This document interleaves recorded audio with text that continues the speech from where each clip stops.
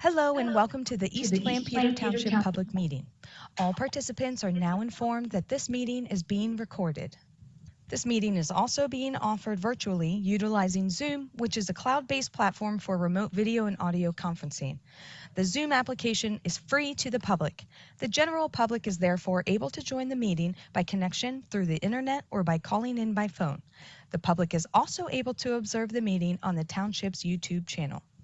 Please continue to check the Township website calendar for any updates related to these public meetings. Agendas for these public meetings will also be available on the Township's website. Please be reminded that this meeting is being video and audio recorded and will be posted to the Township's YouTube channel for viewing. The meeting will now proceed with the chairman calling the meeting to order and identifying all other members present in the meeting room and those joining the meeting via Zoom. The chairman will then confirm those members joining by Zoom can be heard. Good evening. My name is Ethan Deming. Welcome to the August 16th, 2024 East Lampeter Township Board of Supervisors meeting. I'm joined by Mr. Ted Gallagher, Mr. Mike Thornton, and Mr. Roger Rutt. Mr. Corey Meyer, our chairman, is absent this evening. So if you would rise and join me with the pledge to our flag. Pledge allegiance to the flag of the United States of America and to the republic for which it stands, one nation, under God, indivisible, with liberty and justice for all.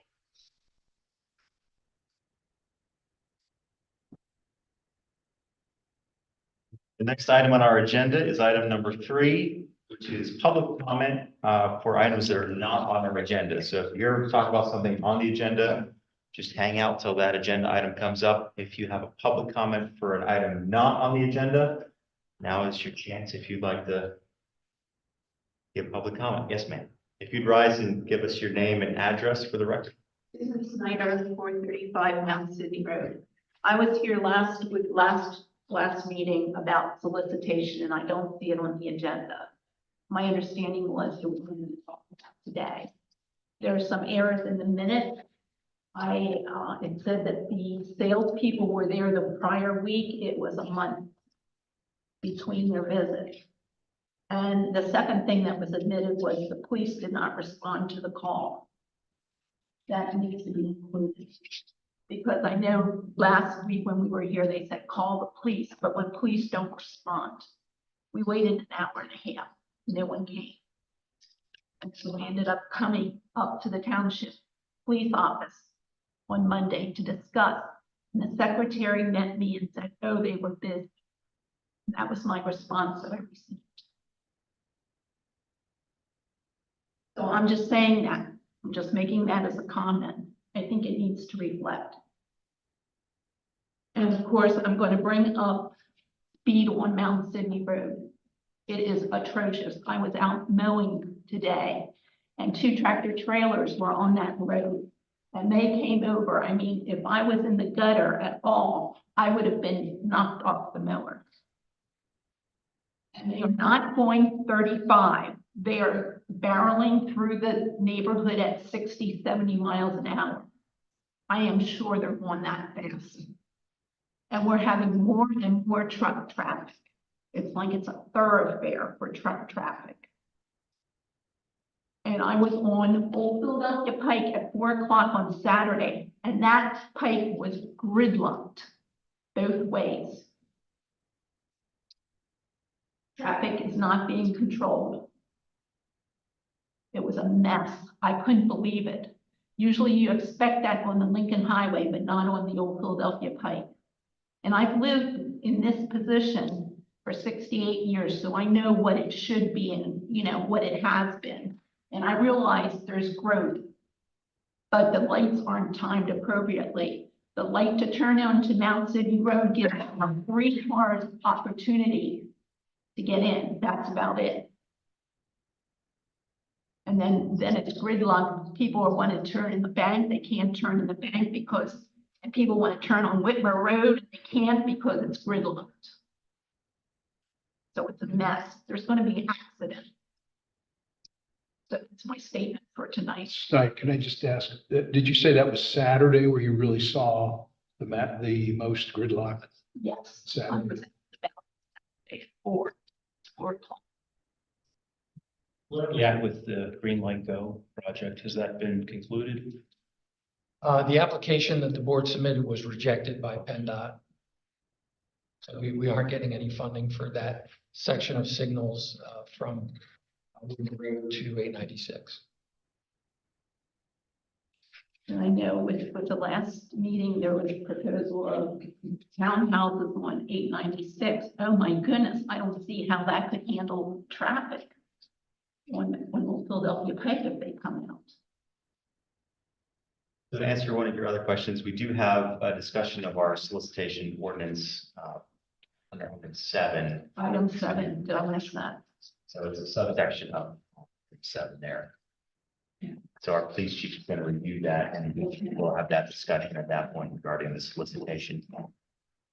Any other feedback from board members? Questions? Maybe just one question for Chief Zerby. In terms of tractor trailers, is there anything of a trend where we're seeing more tractor trailers, maybe using back roads to get off of Route 30? I don't know if GPS systems are pushing there. I'm sort of in that thoroughfare. It seems to me very unscientific. I am seeing more tractor trailers come through and make turns. I haven't seen them make as often as before. Just know if you had any reaction to that. I don't have any data, Mike, to say that it's increased. I'm not doubting, though. I wouldn't argue with you or her that there's more. Yeah. I just don't know how much more. Regarding the gridlock on Saturday, was there an event at Smoketown Airport this past I Saturday? don't believe so. I didn't see signs out of it. Well, I saw signs out For the for experimental aircraft, event? One thing, we have our budget workshop, and one thing I know, hot on my list is more speed enforcement signs with radar built in. It actually does help slow people down. Unfortunately, we can't put more officers on the street all the time because of cost, but that will help to maybe get a few more of those in the township and deploy those on roads where. Pays punishment to put their buggies on the road. they're not enforcement. We can't enforce. No, correct. No.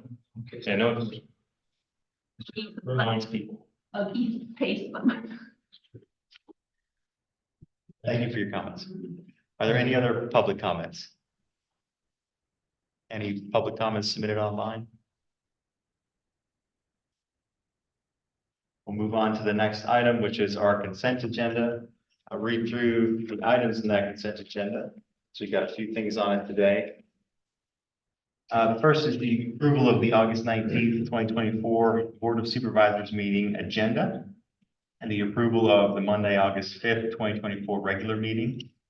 We have item C, a request for release of financial security, Rockvale parcel number 4. Requesting a release. So let's see. 2 items, $217,000, $217,096.05 for sanitary sewer improvements, site improvements, and then $17,033.50 for sanitary sewer improvements. Both items have been recommended for release by township engineer. Item D is an offer of time extension for township review and action -431 Strasburg Pike. Applicant is offering a time extension of 90 days. Additional time. This will extend the date of the township action to November 19th, 2024. The board meeting where township action will need to be taking place is November 18th, 2024. This is their first time extension.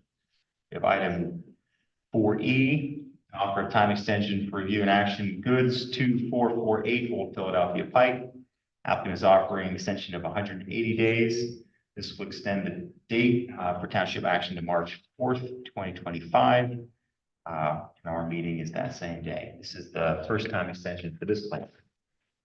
We have item F, offer of time extension for township review. Roadhouse 2317 Lincoln Highway East.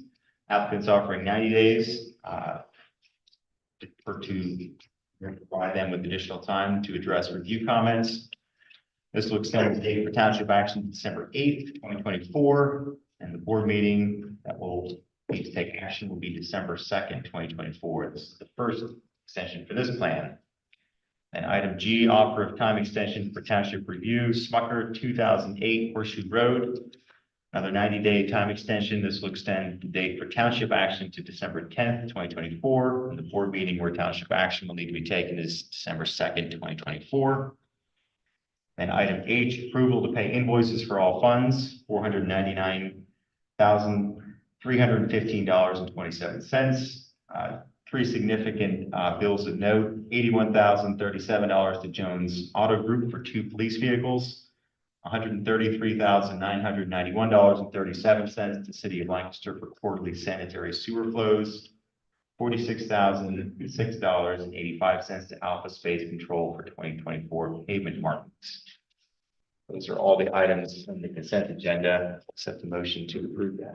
Motion to approve the consent agenda, items A through H. Second. Motion by Ted, second by Roger. Any discussion or public comment on this item?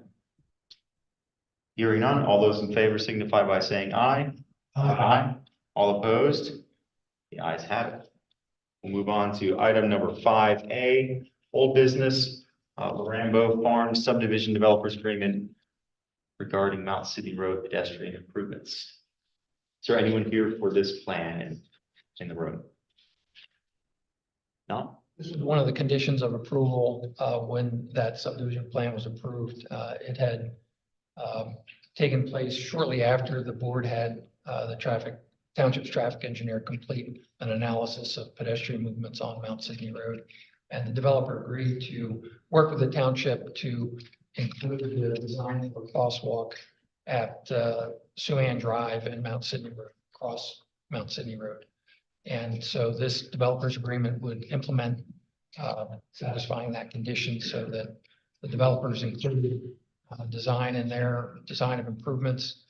The township would be paying the cost of that improvement to create the landing areas on the east side of Mount Sydney Road at Suan Drive, the existing Suan Drive, and crosswalk itself across Mount Sydney Road. I think the estimate cost for that was given to us by the township traffic engineer is approximately $21,130.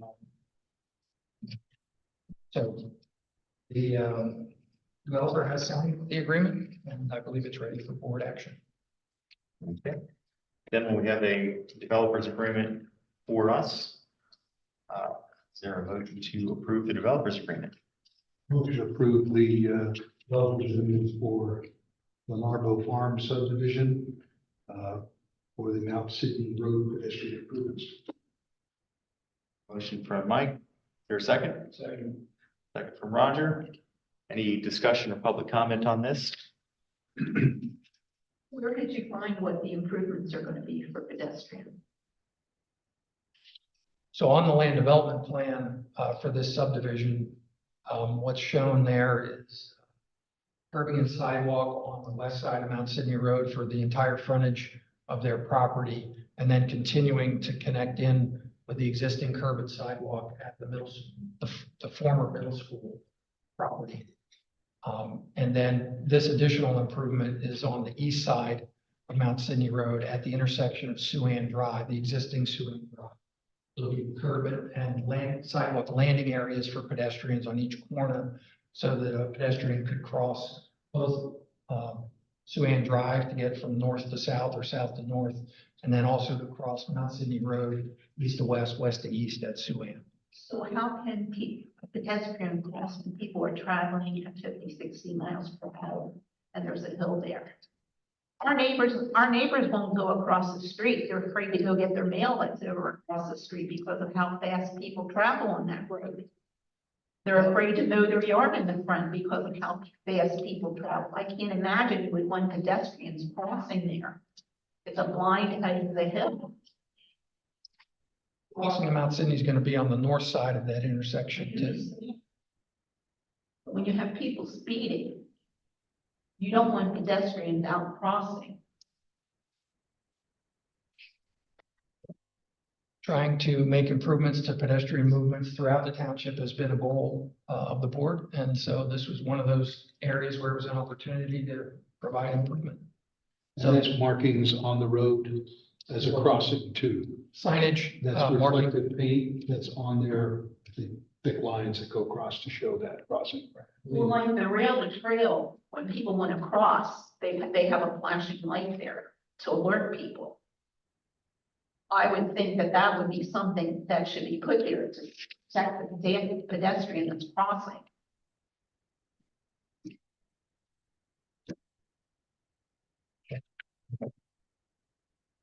Thank you for your comments. All right, all those in favor of approving the developers agreement, signify by saying aye.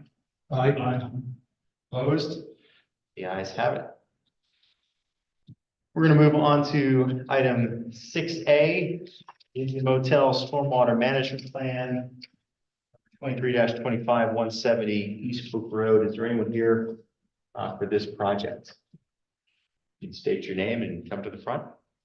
Hi, Keith Heidel with Lake Heidel and Associates, and I have the owner with me, Val. We're asking for a 30-day extension. I know we've been before you before asking for extensions, but we believe we're getting close. On Friday, I received a letter indicating that the waiver that we requested was going to be denied. So I'm asking for 30 days so that we can address that issue. The only person that I know, his attorney has been talking to the solicitor, and I believe we can work through those details in the next 30 days. And so I'm here to ask you for those 30-day extension.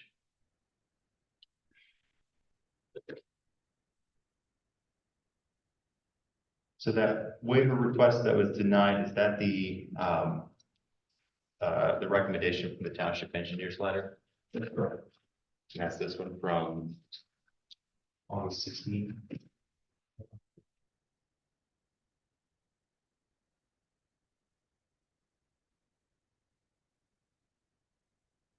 And do you know when the last time clients made contact with our solicitor?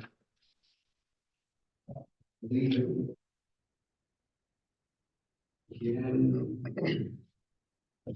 last week, we just got the letter on Friday. Contact from the attorney to the solicitor was on Monday today. I think the challenge is that the last time we had said that would be the last time for an extension. I mean, in good faith, I think everybody's trying to work together. When we have development like this, of course, there could be contention about certain things, but that's the struggle. I understand, sir. Can you provide some more compelling reason why this should be the last time? It was our opinion that the stormwater project began so that the water that was traveling over the paved surface would go underground. No icing conditions would occur, and it was a safer situation. We're showing the calculations that smaller pipes are something that would be acceptable to convey the water from the downspouts to his property. We provided easements for that property. Your ordinance requests that all pipes that carry any vehicular loads need to be 15 inches. We've given supporting data. It's our opinion that pipes that are there are adequate, but having now on Friday been denied 15-inch pipe, something that by surprise, because we thought we supplied enough of information to be able to show that the smaller pipes would convey the necessary storms. There are two legal matters. One where the trust is to be planned to deferred shown along Mill Stream. That is when his attorney had reached out to the solicitor, I believe it was mid-July, indicating that they thought that was an improper taking and was wanting to talk further about that. It was thought that that was resolved, but when it showed up in Friday's letter, it again took us by surprise. And we just felt that another 30 days could give us enough time to work through those issues so that we could come to an agreement and have a plan that would satisfy not only your solicitor, but your engineer.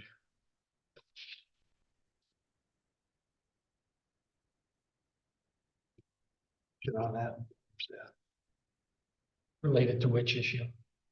the reason why they're asking for suspended, as explained. Well, I know that the issue of the pipe size and the amount of cover over the existing pipe installation have been issues from the beginning. They've been on every new comment letter that I've seen. And we have not ignored those. We have given sufficient, in our estimation, information in showing that they are not public pipes. They will be maintained and owned by the private owner. They will be provided an O&M agreement to make sure that they continue to operate the way the township would like to have them operating. And when more documentation was requested, we provided that as well. We understand now that the waiver is not going to be recommended and it was denied. This is the first we've heard it was going to be denied on Friday.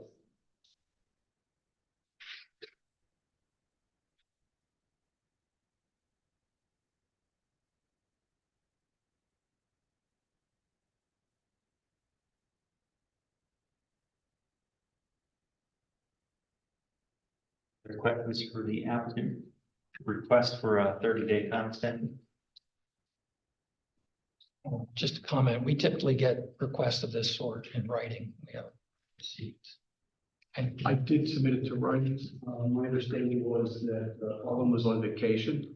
So I resubmitted that again to Tara just today so that she had it in writing.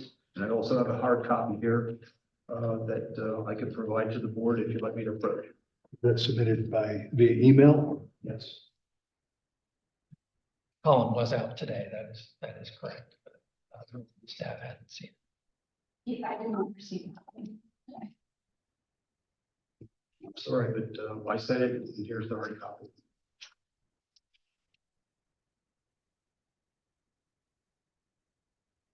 So just a question for staff. We have this item on our agenda, which is the stormwater management plan. So we- Right, because of the previous extension that was provided, this was the date of the board's meeting, beginning that previous time extension where action would need to be taken in order to avoid the possibility of deed. So we could either approve the time extension or we could approve the plan conditioned on the engineer's letter or not approve the plan. Those are options. Yes.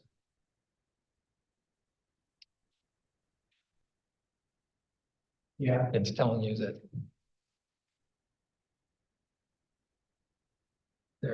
they don't agree with the township engineers review comments, so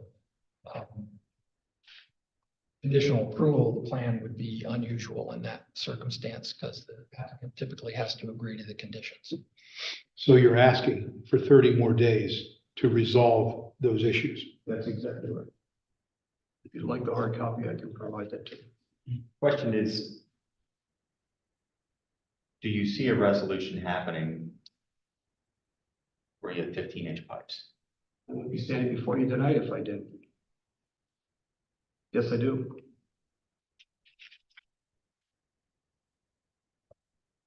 Note here says the applicant had added a generic note to the plan about the proposed trail. And the letter here says that that's not enough, but what you stated earlier seemed to imply that you didn't want to have the trail in the plan at all. So so help me reconcile those two comments. What I understand is that the plan, the trail is shown on your master plan to go along mill. It's my understanding that the compromise was to add a plan note indicating that the master plan does show that. While I'm not prepared to argue the legalese of that. My understanding is that this attorney believes that depending on how that might be handled in a deferment, could be a taking of property without compensation. And he had thought that it was worked out with the solicitor via a letter on July 16th. She learned by the letter that that was not the case. Like an opportunity to further work through that in the next 30 days.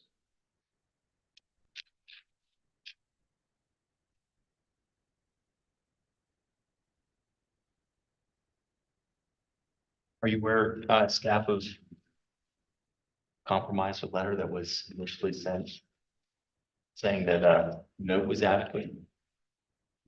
Our township solicitor was in conversations with the applicant's attorney, but I'm not certain where that's. So 30-day extension would still mean it's coming before us for approval. So that my understanding is the applicant hopes to not have this plan and the engineer's review comments as they are tonight, but to have them be not as less restrictive than they are in this document we have before us. You mean after addressing? Yeah, or basically negotiating something different than what's in here, is my understanding. The extension would take you past your September 16th meeting.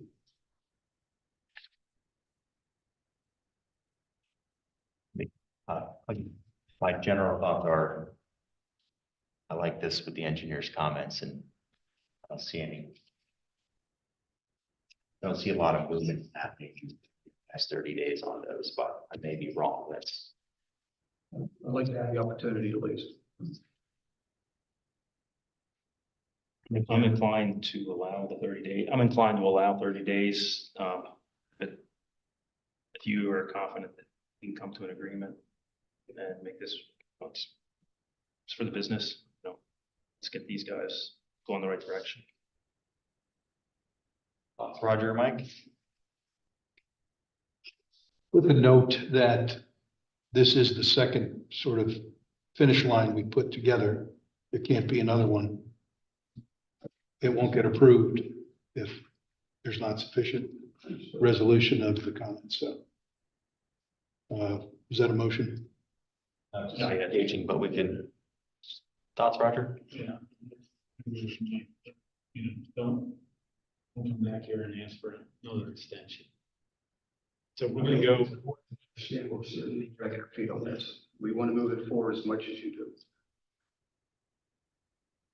Okay. Is there a motion? I'll make a motion to grant the 30-day extension. Second. Motion by Mr. Gallagher, second by Mr. Thornton. All those in favor signify by saying aye.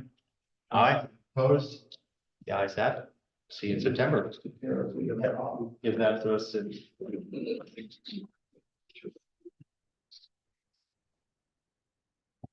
Next item. We have 6B Calumet Enterprises Land Development Plan 24-5, 2257 Old Philadelphia Pike. Is there someone here for this item? Need to step forward, state your name for the record. I'm Fred Clark. I represent Calumet Enterprises, the property land holding company of the Clark. And I'm basically here. We were at the Planning Commission last week, and we have a Plan A and a Plan B for the development of Lowe's Grove property and tying it with our existing campus. And Plan A is basically putting the two pieces of real estate together and having this connecting back through here. Township has requested for additional road widening back past Shelley Drive to accomplish this. And our other option, Plan B, is to leave the two parcels separated, and then not doing those type of additions. We think that the purpose of having this tied together it actually takes traffic off of 340 because we have building, office building, office building, office building, and future office building. And this all, like, for instance, the company is over here, there's a cafe over here, there'll be a cafe over here, and there's back and forth interaction between those. Group rooms, conference rooms, meetings, walking back and forth. We walk that area now.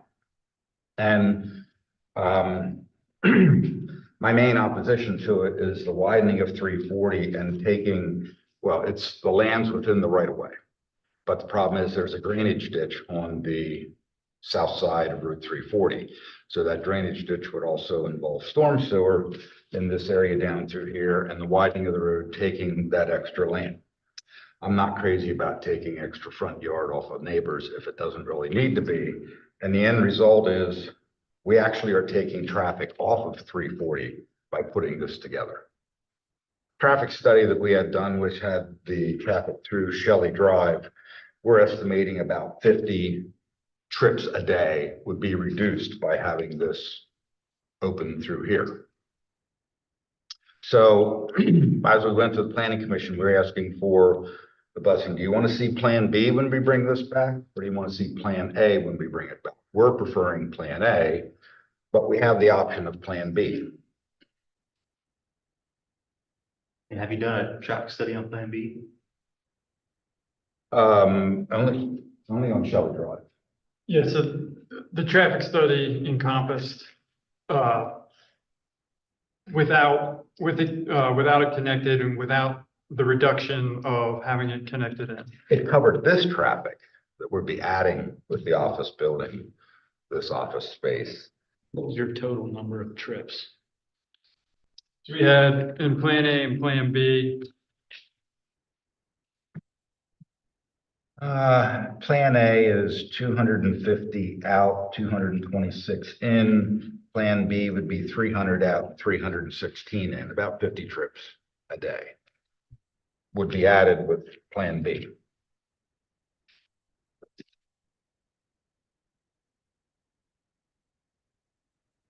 All right, help me understand. So are you saying that with plan B, you don't have to do any widening because it has? Yeah, because we're separating the, I mean, this property is standing alone, so you can't make us do anything in front of the existing property. And this property is already okay because it's widened out here and it already fits the traffic demands of what PennDOT's requirements are. PennDOT didn't require this either, but this was a township request. So I can do this. Do you have PennDOT requirements? Have you met with them to request? is the PennDOT requirement that we're meeting is there's that additional entrance that's here now, entrance exit. We're going to eliminate that. That was one of their requests to eliminate that. So we've went ahead and moved forward with eliminating that. Yeah, they want to get back down to one entrance onto the property versus that one, that existing one.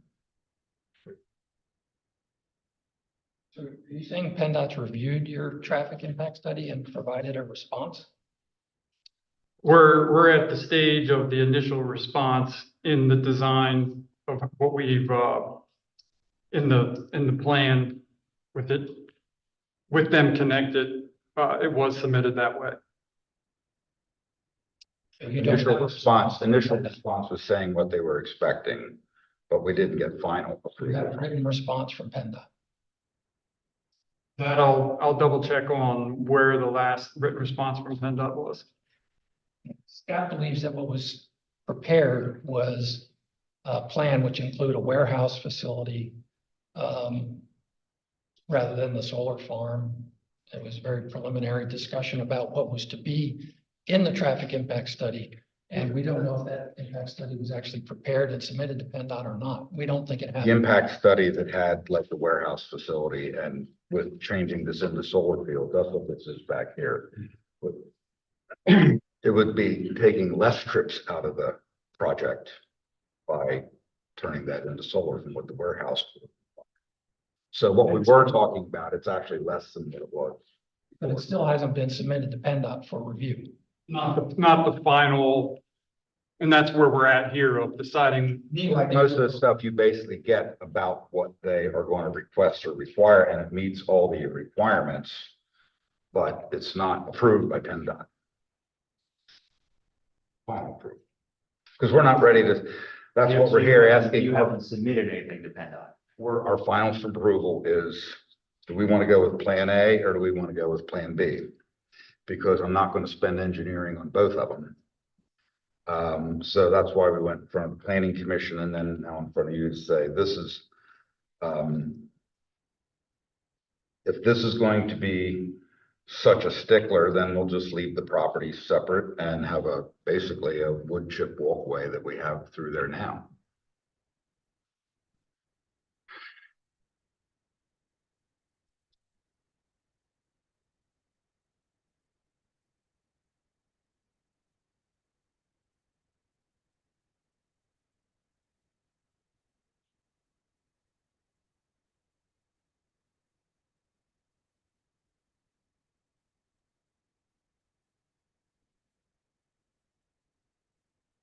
Requested this turning lane based off of a previous plan that was given to us.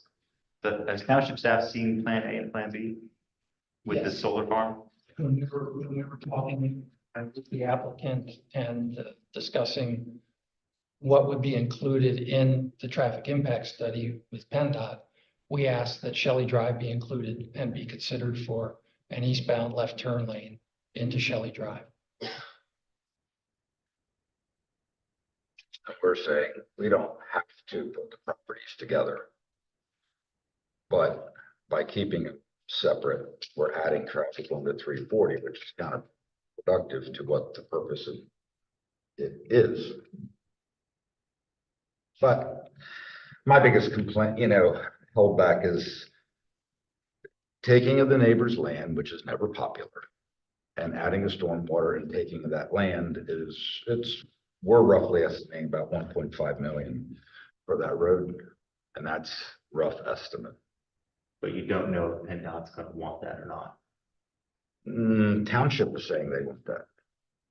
Well, my read is township said that based off of the traffic study, you're probably going to have that, but we'd like to see what PennDOT has. That's if we include Shelley Drive.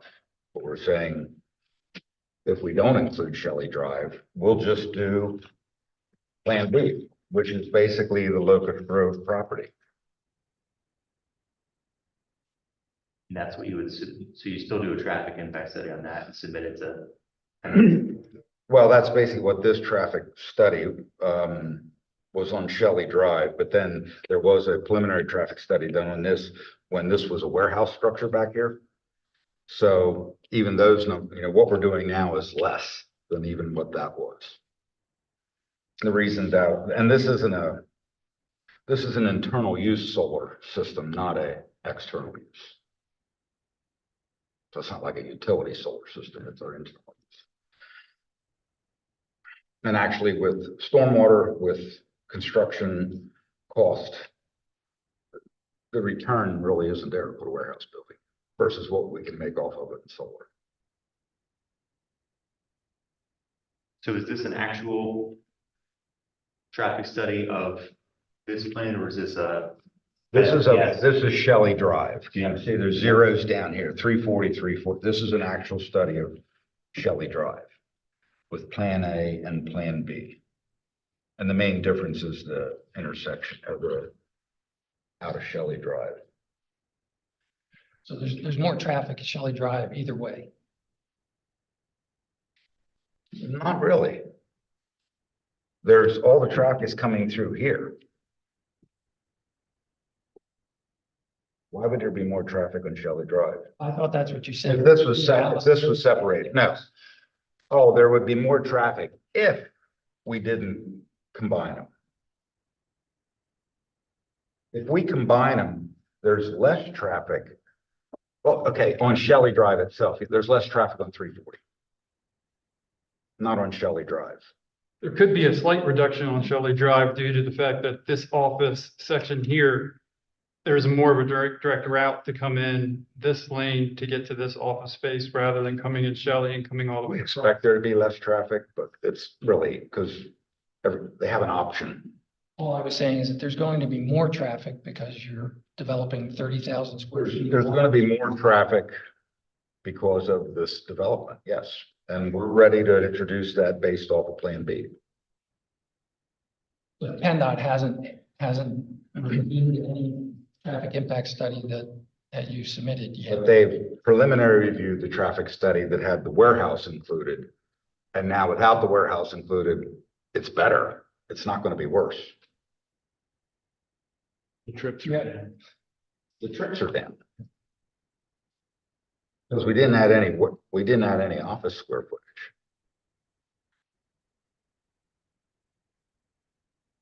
So the trips are down from what? Because it's, of course, all that warehouse space. Well, what, 70,000. I agree. Once a study is submitted to PennDOT, there would be less based upon this than this warehouse. Right. I don't believe a study has been submitted to PennDOT for review. And I'm saying that if I'm going to pay for engineering for Plan A and Plan B, and there's just a bunch of pushback on this, I'm just going to go with Plan B and do the traffic engineering and be fine with that. And put more traffic on 340, which doesn't make any sense. But we haven't required, I mean, staff has suggested with give us this plan. Of this plan, that's correct. And so it's one of, I would speak for myself as I would withhold judgment until I saw whichever plan you want to submit, and then we'll find And out. I'm fine with that, but I'm saying that I'm not opposed to going with this plan to PennDOT for traffic, finalized traffic study. But if it's going to include Shelley Drive, then we're just going to go and finish the engineering on Plan B. None of us can guess what PennDOT's going to say. And I know, but I calculate risk. I take risk. So how much risk am I going to take? I'm not going to take that much risk. I'll just go with Plan B. I mean, to me, it's one of, it's a, PennDOT's gonna ask for a traffic study of either. We're not concerned with PennDOT. We're concerned with the township. PennDOT doesn't require it. I mean, I know my position would not require it. I'd look at. I think it makes I'd look at sense. what PennDOT says and base it off of what PennDOT says. It's probably good. It makes sense to combine the campus and have less traffic if you're gonna develop it anyway. I mean, it's.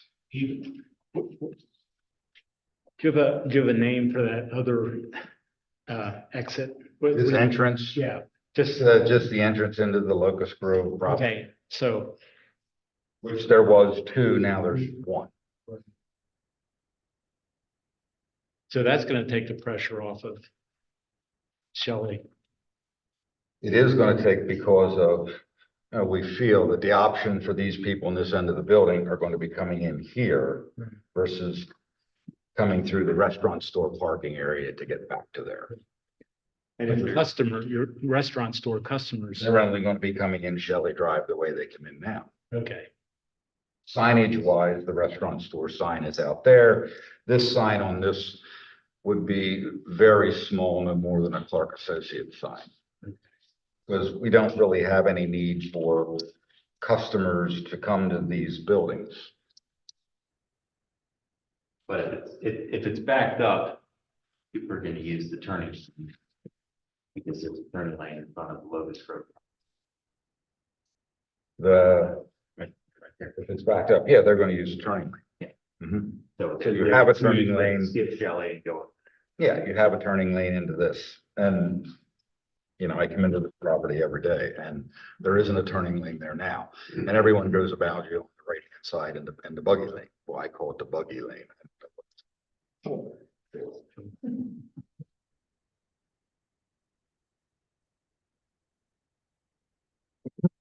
But you can see just on where this would encroach on these driveways, taking their turns out and taking from about this area north is where that ditch is, just about in front of our building. All in the right of way. It's in the right of way. It's in the right of way, and then they'll get the benefit of being able It's to. just that to cover that right of way, it would, there's going to have to be storm sewer there.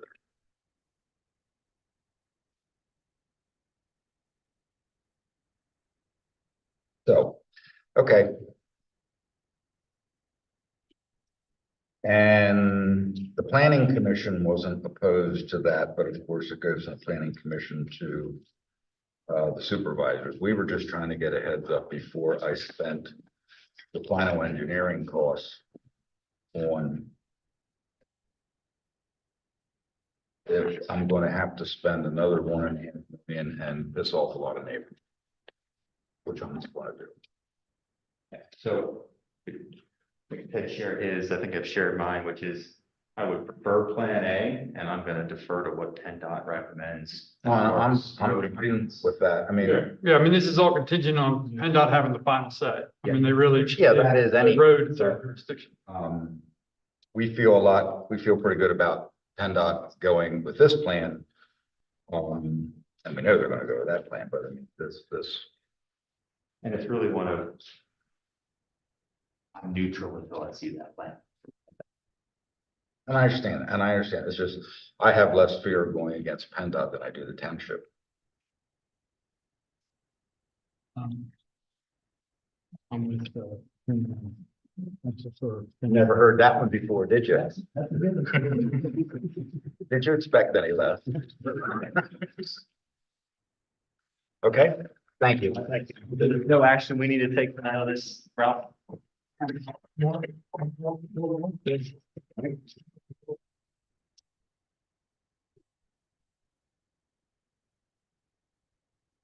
Right, next up, we have item 7C, Walton Properties Land Development Plan 24-14, 2071B, Old Philadelphia Pike. Is there anyone here for that plan?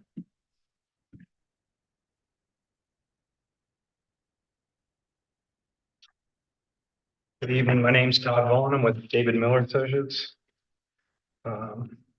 See Bruce Walton here. He was supposed to come, but. So I'm here representing Ambleside, owned by Sherman and Walton, Bruce Walton, right down the road here. The property is located at the intersection of Oakview and Old Philadelphia Pike, where the signalized intersection is. And this map in the right corner shows the 8-acre property. The area in the center with the red around it is the proposed project location. What you see here is the existing condition of the two-story building. The first floor is a garage. Second floor is a residence. We're proposing to remove that building and replace it with 2 units, semi-detached, and get rid of the garage structure at the bottom. And that proposed plan looks like that, with the front of the building spacing what would be the access drive from the signalized intersection. Stormwater management is handled by the reduction of impervious cover on the property. There's dashed and dotted lines that indicate the areas we will remove on the property to accommodate the stormwater management. Since the review from Becker Engineering of our plan, we have worked with Colin and Brent Lee to handle all the technical items.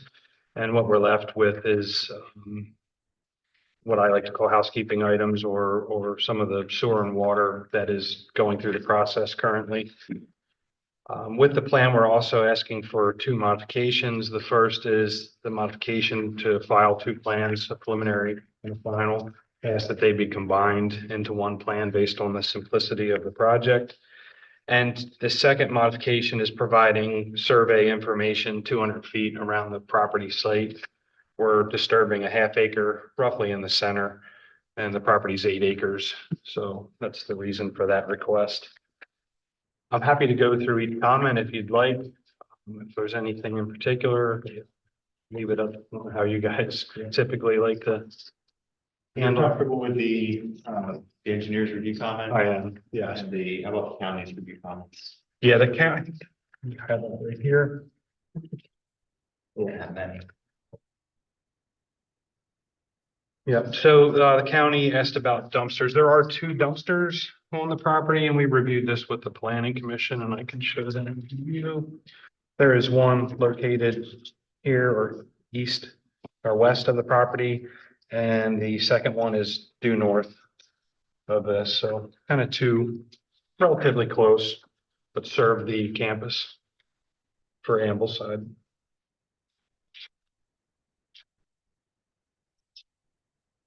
Any questions for the applicant from the board? Here.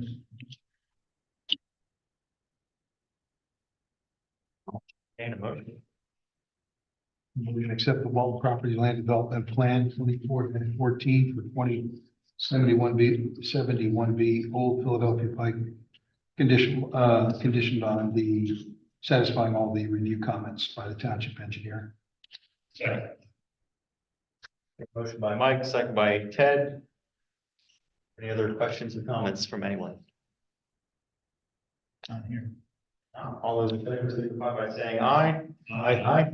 Opposed? The ayes have it. Thank you. Thank you. Thank you for being thorough in that. Breakdown. Into. All right, next one is item 6D, resolution regarding the Walton property sewer planning module for the same property.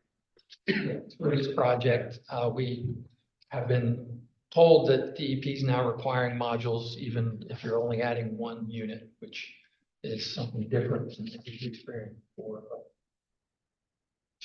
yeah, you must submit a full module, so that's the resolution that's required. Your motion? Motion to approve the resolution for the sewer module planning for the Walton Properties land development. Second.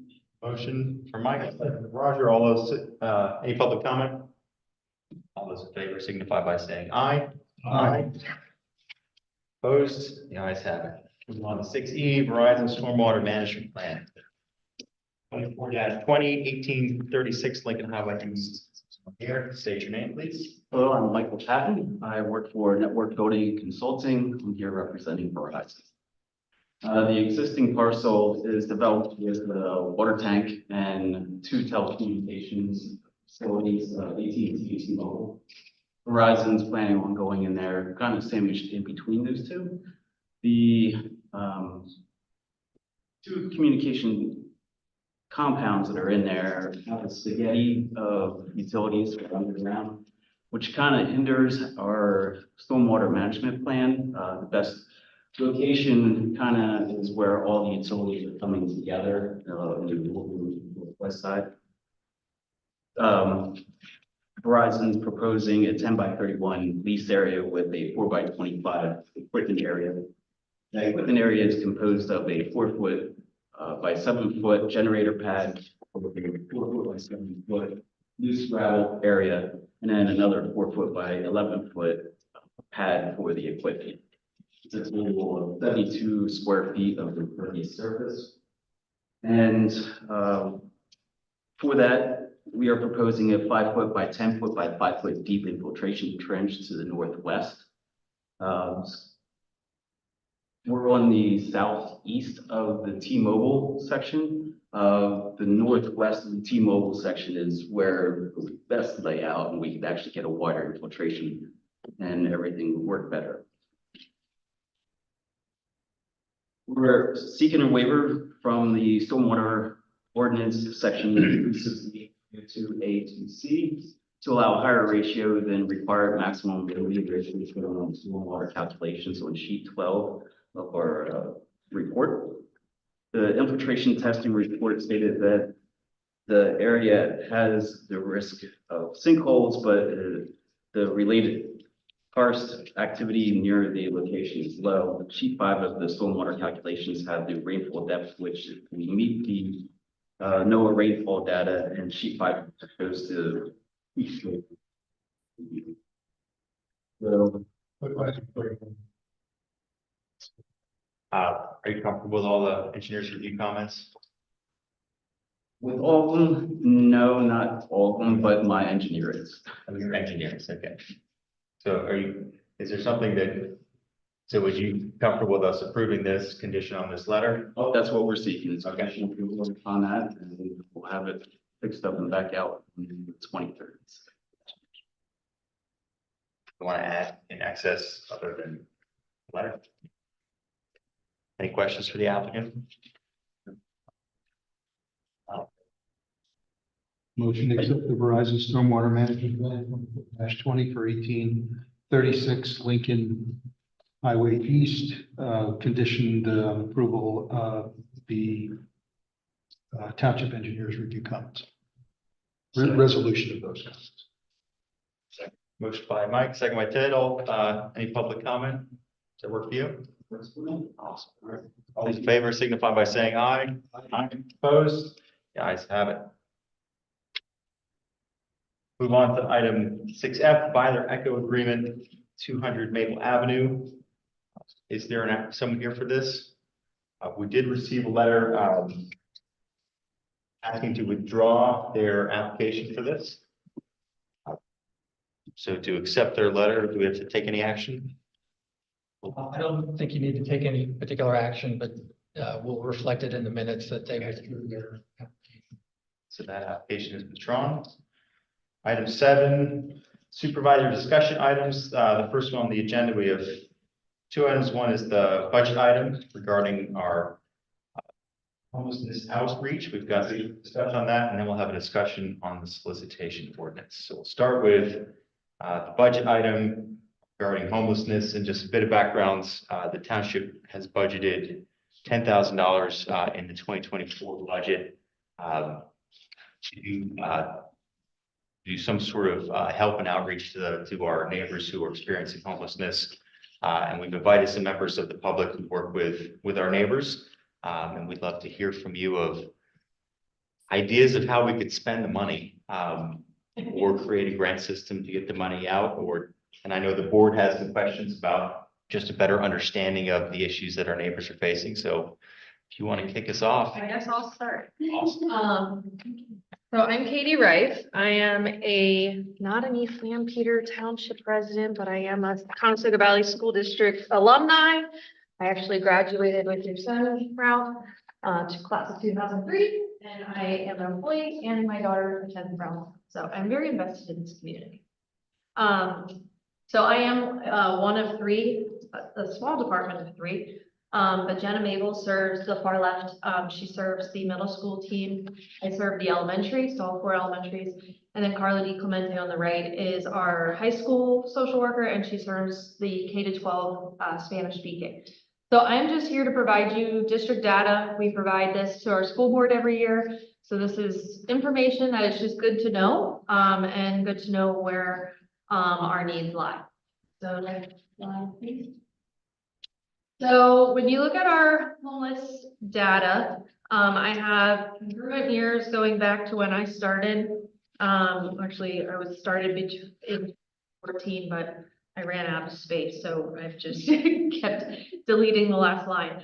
But as you can see, our numbers last year were at 173, and it is notable that our school district is the 2nd highest in the county, next to school district of Lancaster.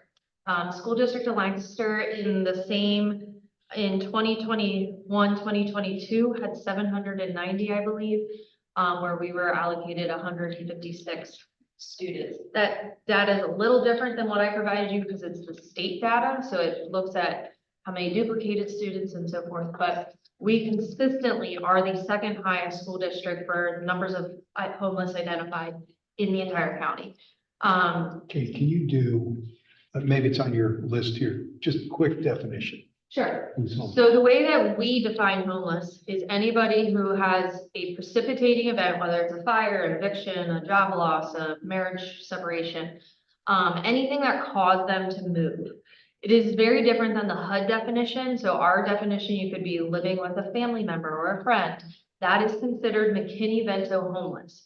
So that is what the school districts of Pennsylvania, well, it's actually federal, but that is what school districts identify homeless as. What was the name? The McKinney-Vento Homeless Act. And it's a federal law, which protects students from needing to change school districts. So if I, as a district resident, lost my house due to a fire and had to go live with my parents in Ephrata, my daughter would be allowed to continue at Brownstown under the McKinney-Vento homeless law. Conestoga Valley would be required by law to provide her transportation, free lunch meal status. And if we found another home in, let's say Warwick, she could finish out the school year on the district's dime for transportation until that next school year. Then we would have to enroll her where we were permanently free house. I think that's the confusion some people have about moving, like intentionally, Yeah, and moving because it was an event yeah, that caused me to move. I could have an event that causes me to move, and I could move somewhere else. correct. This is not And for I'm anybody free and I who just wants to move. You have to have something happen that caused your need to move. An eviction counts, so you could be evicted from your home, from not paying rent or whatever, and that counts. Is the word temporary used in that? Yeah, Well, temporary can be many years. We have families living in homelessness for 6, 7 years. I mean, there are families legitimately identified homeless for as long as I've been here. And the majority of fall under another category of the law. the 2 families that have the longest standing live in hotels, so I can't deem them not homeless when they're living in a hotel for a long time. So yes, we do reevaluate every summer. Going into the next school year, we contact all 173 students to re-identify them and to evaluate their circumstances and for any changes that may have happened to then deem them no longer homeless. I know that at the end, like last school year, we identified 173. And if I recall correctly, we're starting the year with well over 100. I believe it's in the 110-ish range that we're starting our school year with. So our numbers continue to rise. So if we go to the next slide, I can talk to you a little bit about where are they living. So this, On that definition, yeah, on our definition, not the HUD definition. right, but So HUD, in evento, that definition you gave, that's it. There's nothing else to it, to the definition. Correct. There's no other pieces of that. It's No. precipitating event, cause you to move essentially temporarily. If you had an eviction, but you moved from your eviction home into a permanent residence, you do not qualify. You have to be living, even if it's for one night, in a hotel before another residence, you would qualify. Where HUD does not, the major difference between the McKinney-Vento definition and HUD is HUD does not consider doubled up as a means of homeless or a terminology or a defining of homelessness. They look at shelter, unhoused, hotels. I believe hotels, I may be wrong, but they, McKinney-Vento covers the doubled up, which is a really big sticking point for our classification. So where are our kids living? 107 of them are doubled up. So they're living with a family member, a friend, whomever. 47 of them are living in hotels and motels. 13 are living in transitional housing. That might be our Homes of Hope house. It could be a shelter. And then 6 for last school year were identified as unaccompanied youth. So those are typically your high school kiddos who leave home for whatever reason and live with somebody else. Typically, those would also be classified on a normal, definitely generalizing, but on a doubled up situation as well. So when we look at the why are our families becoming homeless? 8 of them were domestic violence, 74 is eviction.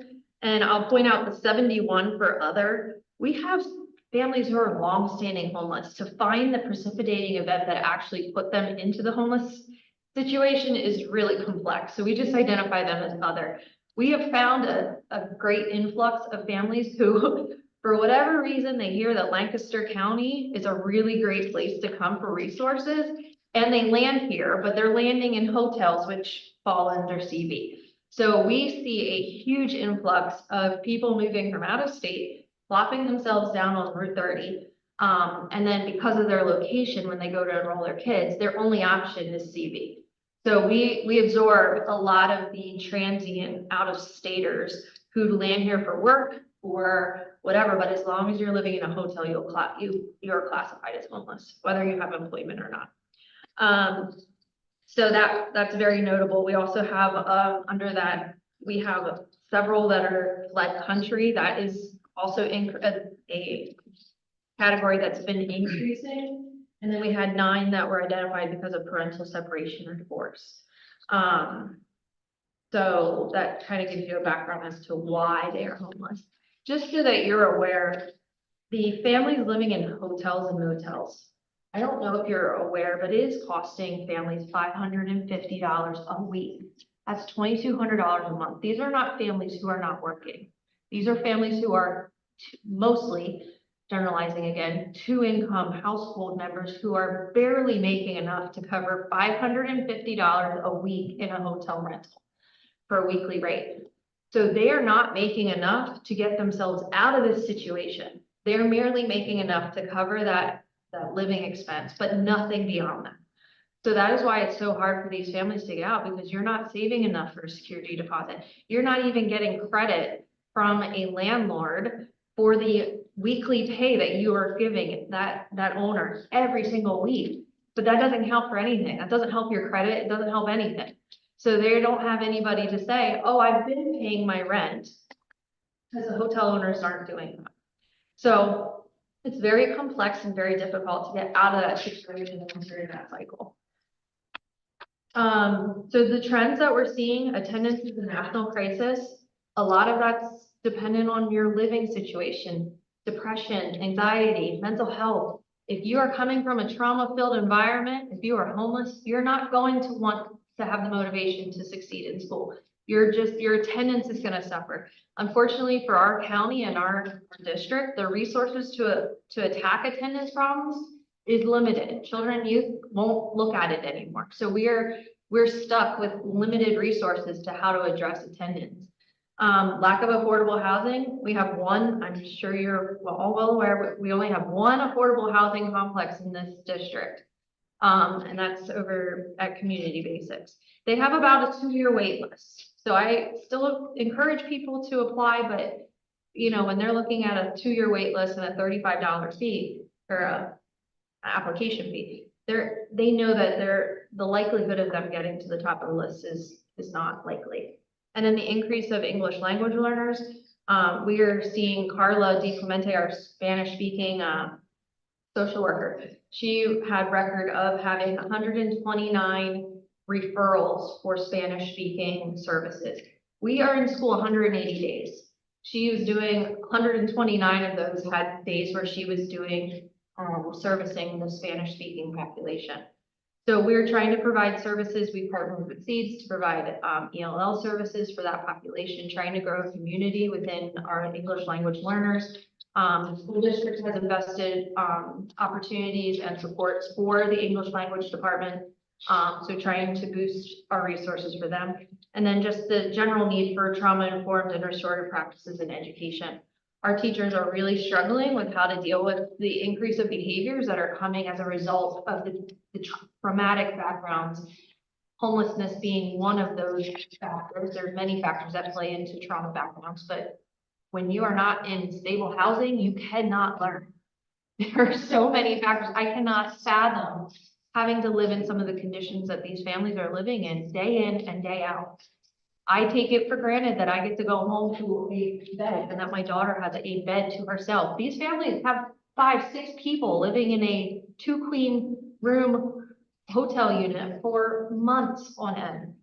So I am grateful for the opportunity to come share this data with you. I am grateful that you guys are looking at ways to address homelessness and that you have even started investing some funds into programming to help address our homeless situation. And I am super excited about where this could lead and support that you guys are showing by even offering the opportunity for us to be here. So when I look at the trends we are seeing, and you know, we have limited budgets, everybody has limited budgets. So if you would pick one of those at an X amount of dollar grant would impact the most, which one of those? Which one? Oh, for On a very the, fast for the pace. trends? Right, trends. Well, I definitely think the attendance is a huge piece that is going to help our society long term. But obviously the need for affordable housing, I can't put a monetary, I would have no way of. That's the toughest one of those 3, so cross that one out. But, you know, for CV school district, Yeah. what we were team. I definitely think aside from the affordable housing, I mean, our needs for English language learners are being met. And our district is working on some trauma-informed practice programs and then to roll out some professional development in that area. So, I mean, I would greatly appreciate some support in any attendance programs that we could. Attendance program. Yeah, there are some, and some magistrates, I believe Elanco has one that they partnered with Kobe's, but it is a really expensive class, like, and it's a Saturday run class for program, or for parents and so forth. And I can't speak to those programs because I haven't personally experienced them, but I know that there has been some conversations in Elanco about some of those types of programs, or they have been in the past at least.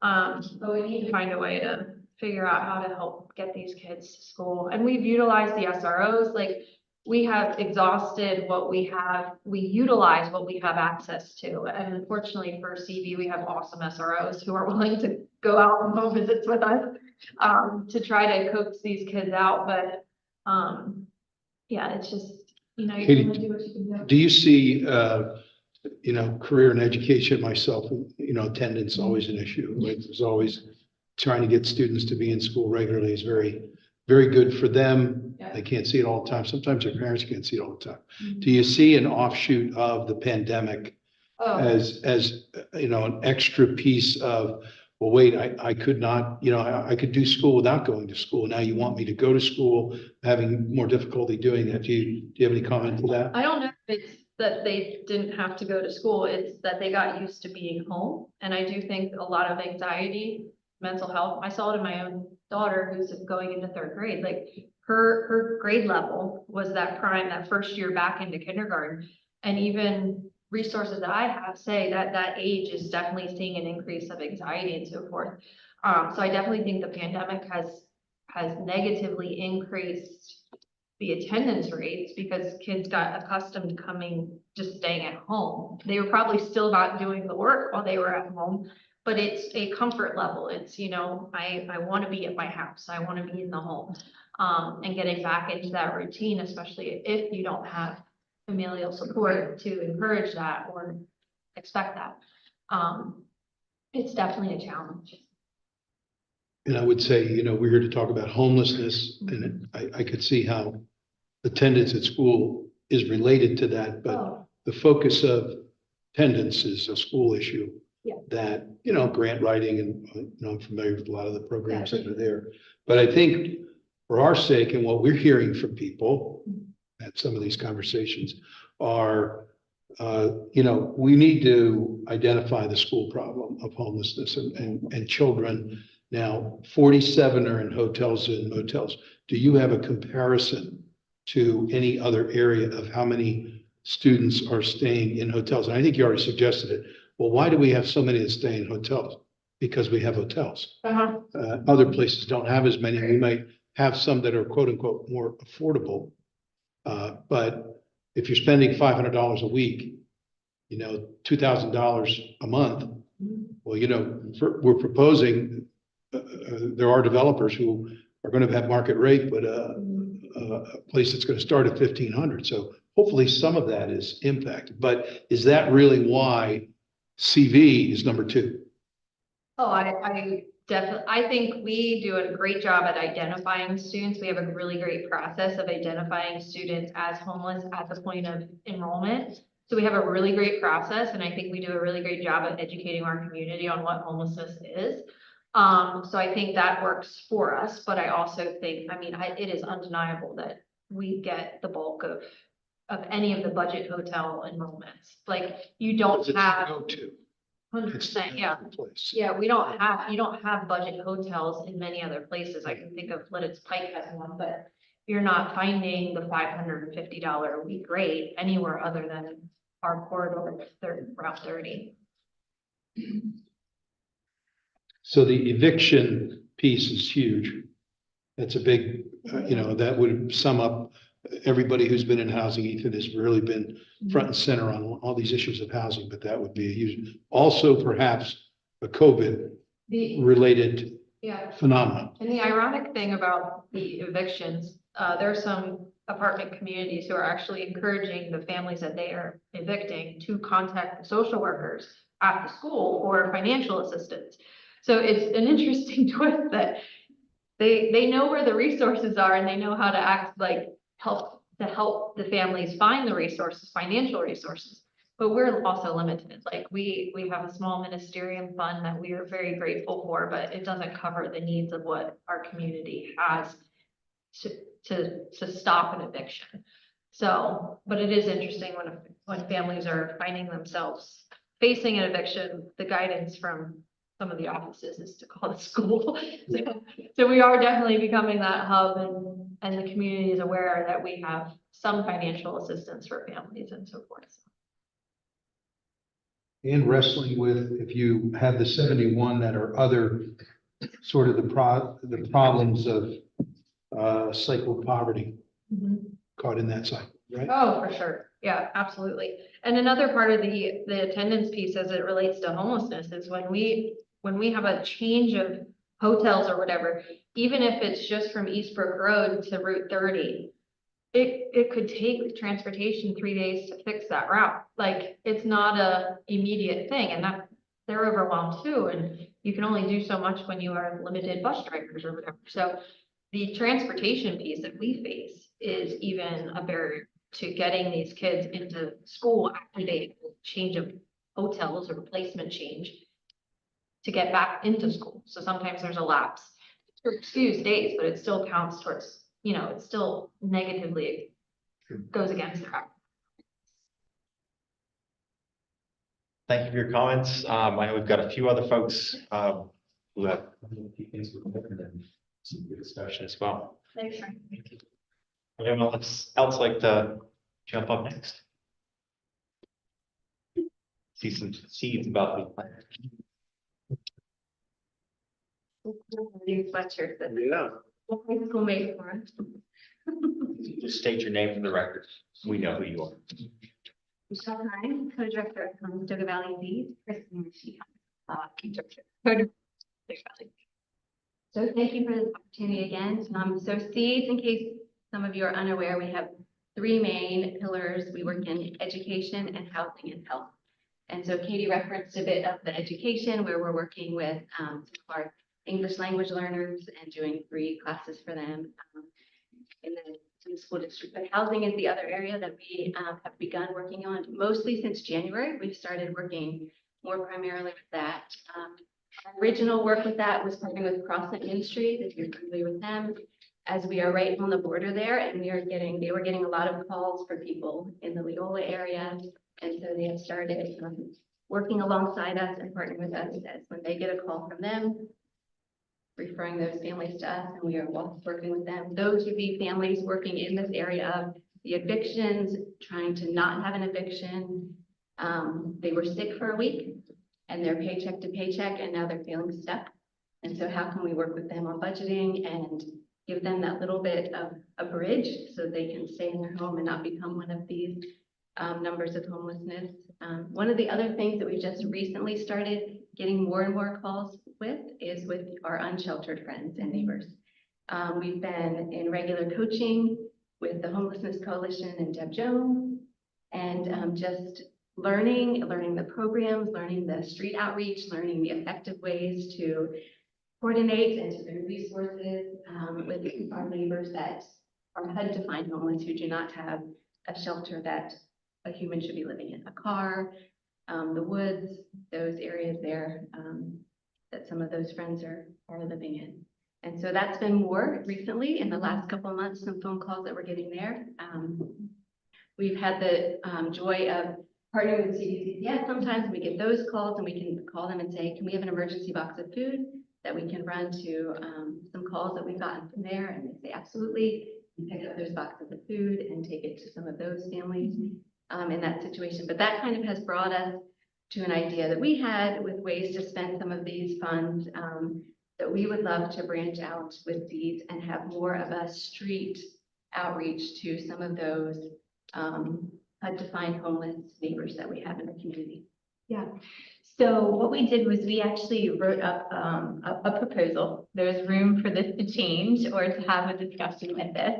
But we just thought, hey, if there's $10,000 available, why not just propose how exactly we would do that? So case management will include, but is not limited to, visiting with homeless residents in East Lampeter Township and building trusting, caring relationships with them. Building good relationships with hotel and motel owners in the township and informing them of our services and who to call during different situations they may face. So an overall just education to the community, to business owners, that they know they can call us. Here's our number. This is what steps you should take should this individual come to your motel or should the situation arise. Referrals to other local and county-wide services that include Tenfold, Water Street, Cap of Lancaster, CBCCS, Mission Church Food Pantry, Blessings of Hope, many, many more that we can partner with. Also, creating a partnership with East Lampeter Township Police and keeping them up to date with data and other important information. I had a conversation just about 2 weeks ago with Officer Werner. He had been on the police force and is now working through the school district, director of security. And we were just kind of even brainstorming how can we help to just inform our officers what to consider certain situations.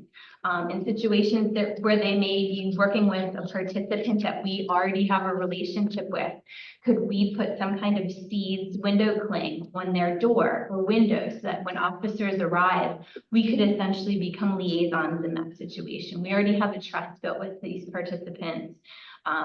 Give us a call, let us help to de-escalate certain situations. We also came up with the idea of just the process of using their money to enter all of the data into Empower Lancaster. Deb Jones has been great with getting us on board with Empower Lancaster. If you're not aware of that, that's just a county-wide system that allows information to be shared about these different participants. And it's very, very important for resources to not be doubled up or overused. So, and then just communicating with other hub directors and staff as needed and just keeping everyone on the same page. So with our proposal, we have, an idea of how those funds could be spent. I can share that with you.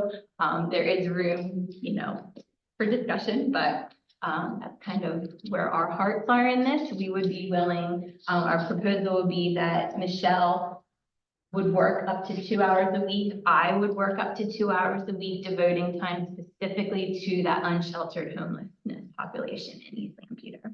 So that would be the woods beside Walmart, East Town Mall, that kind of area, motel, car, word spread. We would learn where the places were.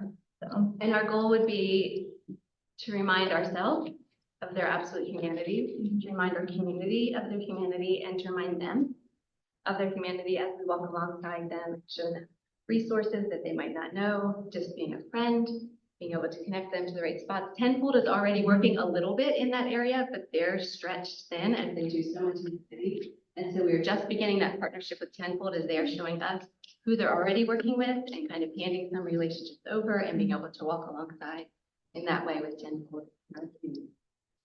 As you could probably imagine, we hear from residents, panhandlers have become a phenomenon. I'm not saying they're exactly the same thing, but people living in our parks, our staff, our folks having to address things of that nature. With the recent count that was made this past winter, do you have a number for this for 10. for our township? It was 10, but that's just, we know it's One largely, night. that's one night for people who they were able to speak to and be able to register. Weather's a factor in that, there's all kinds of factors in that data not being fully representative of actual numbers. Yeah. This is a tough situation to tackle. I have people say to me all the time, Kristen, how are you going to tackle housing? And I would be considered an optimist, but I just feel like let's give some of these crazy ideas a chance here. Like what do we have to lose? Because it's not working now. Like numbers are growing. Let's build relationship. We don't have a formula precisely here, but let's build relationship. Let's show each other, let's show our neighbors love, and let's try to tackle this. So.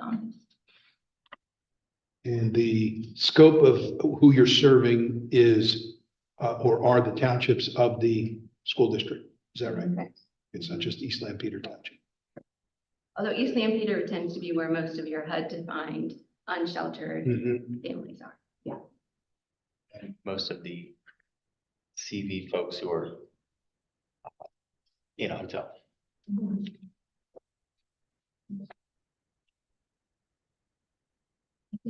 Awesome, thank you for your review. Next up, we've got CVCCS.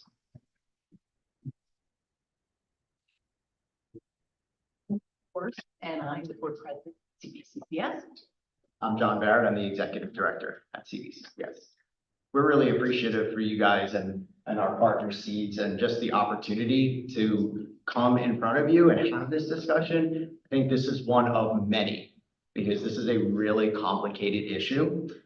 Why isn't the only question we should be asking here. It really is a good question. How is actually a really important question. Really ensuring we really are helping is just as important, if not more important than having a benevolent heart. I mean, I think all of us can agree, we all have benevolent hearts here and it's so important. Compassion is what fuels us. We want to see this problem taken care of. I mean, this is such a big issue.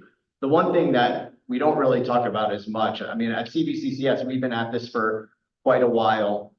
And really, the issue that's underneath this is approximately 9 out of every 10 calls we have for rent help or somebody struggling with homelessness. They're stuck in a cycle. And so the education piece is definitely really important. I appreciate all the stats that Seeds put together and trying to categorize where the need is. What we found is in order to protect the dignity of the homeless, it's important to best meet their need. So the money thing, you know, we have seen through the years, the money has been spent on these programs and it hasn't moved the needle. So there's something underlying that's going on that a lot of people are missing. And there's a lot of factors because every situation is very different. So it's hard to kind of put a blanket or a Band-Aid on something. There's so many factors regarding why somebody's homeless. The factors are numberless. They're numberless, but we have found that there are 3 specific positions where somebody could be in a situation of relief. This is kind of how we mostly find, you know, our clients are struggling in homelessness is they're in positions of relief. It's an urgent, it's a temporary provision of emergency aid to kind of reduce the immediate suffering. And it's from an unavoidable crisis. So something that's not caused by chronic behavior or conditions. That's a very important part. The relief stage is temporary. It's not meant to be a long-term solution. And what we've seen is people that are in a temporary stage of relief are being able to be kept in that stage of relief. And that's really inhibiting their ability to thrive. So for example, if somebody is kept in a situation of relief and they don't really require relief, something called the downward spiral of dependency takes place for both those helping with the charity and those receiving it. So just ponder the following example. So step 1, let's say Grace gives $5 to Rob for the first time. Rob is genuinely appreciative. Is greatly appreciates it. Grace feels a sense of exhilaration, you know, because she helped Rob. The second time, Grace gives Rob $5. Rob now anticipates it, and Grace feels a sense of purpose. A third time, Grace gives Rob $5. Rob now expects it. Grace feels necessary to Rob's well-being. A fourth time, Grace gives $5. Rob now feels entitled, and Grace feels essential. And then finally, in step 5, Grace gives $5 to Rob. Rob is now dependent on it, and Grace feels paternal, vital to Rob's existence. And from what we've seen, we are stuck in that 5th step. There's a lot of dependency going on. There's dependency on disability. I mean, all these things obviously are a much bigger issue, but I want us to be wary at just spending, because it's so important that we get under the surface of these issues and answer that question, how? How is this happening? Because we've seen, again, so many government programs that are used on homelessness, it doesn't meet the needle. Homelessness is still not decreasing, it's only increasing. So there's a couple of other steps. Rehabilitation and development are critical. And again, you can't really put a dollar figure on those things. It basically building a relationship with people, as our colleagues at SEED said. It begins as soon as that immediate suffering is over. They cannot be kept in a situation of relief and dependency entitlement. It's working, getting them connected with jobs. I mean, we are made to work.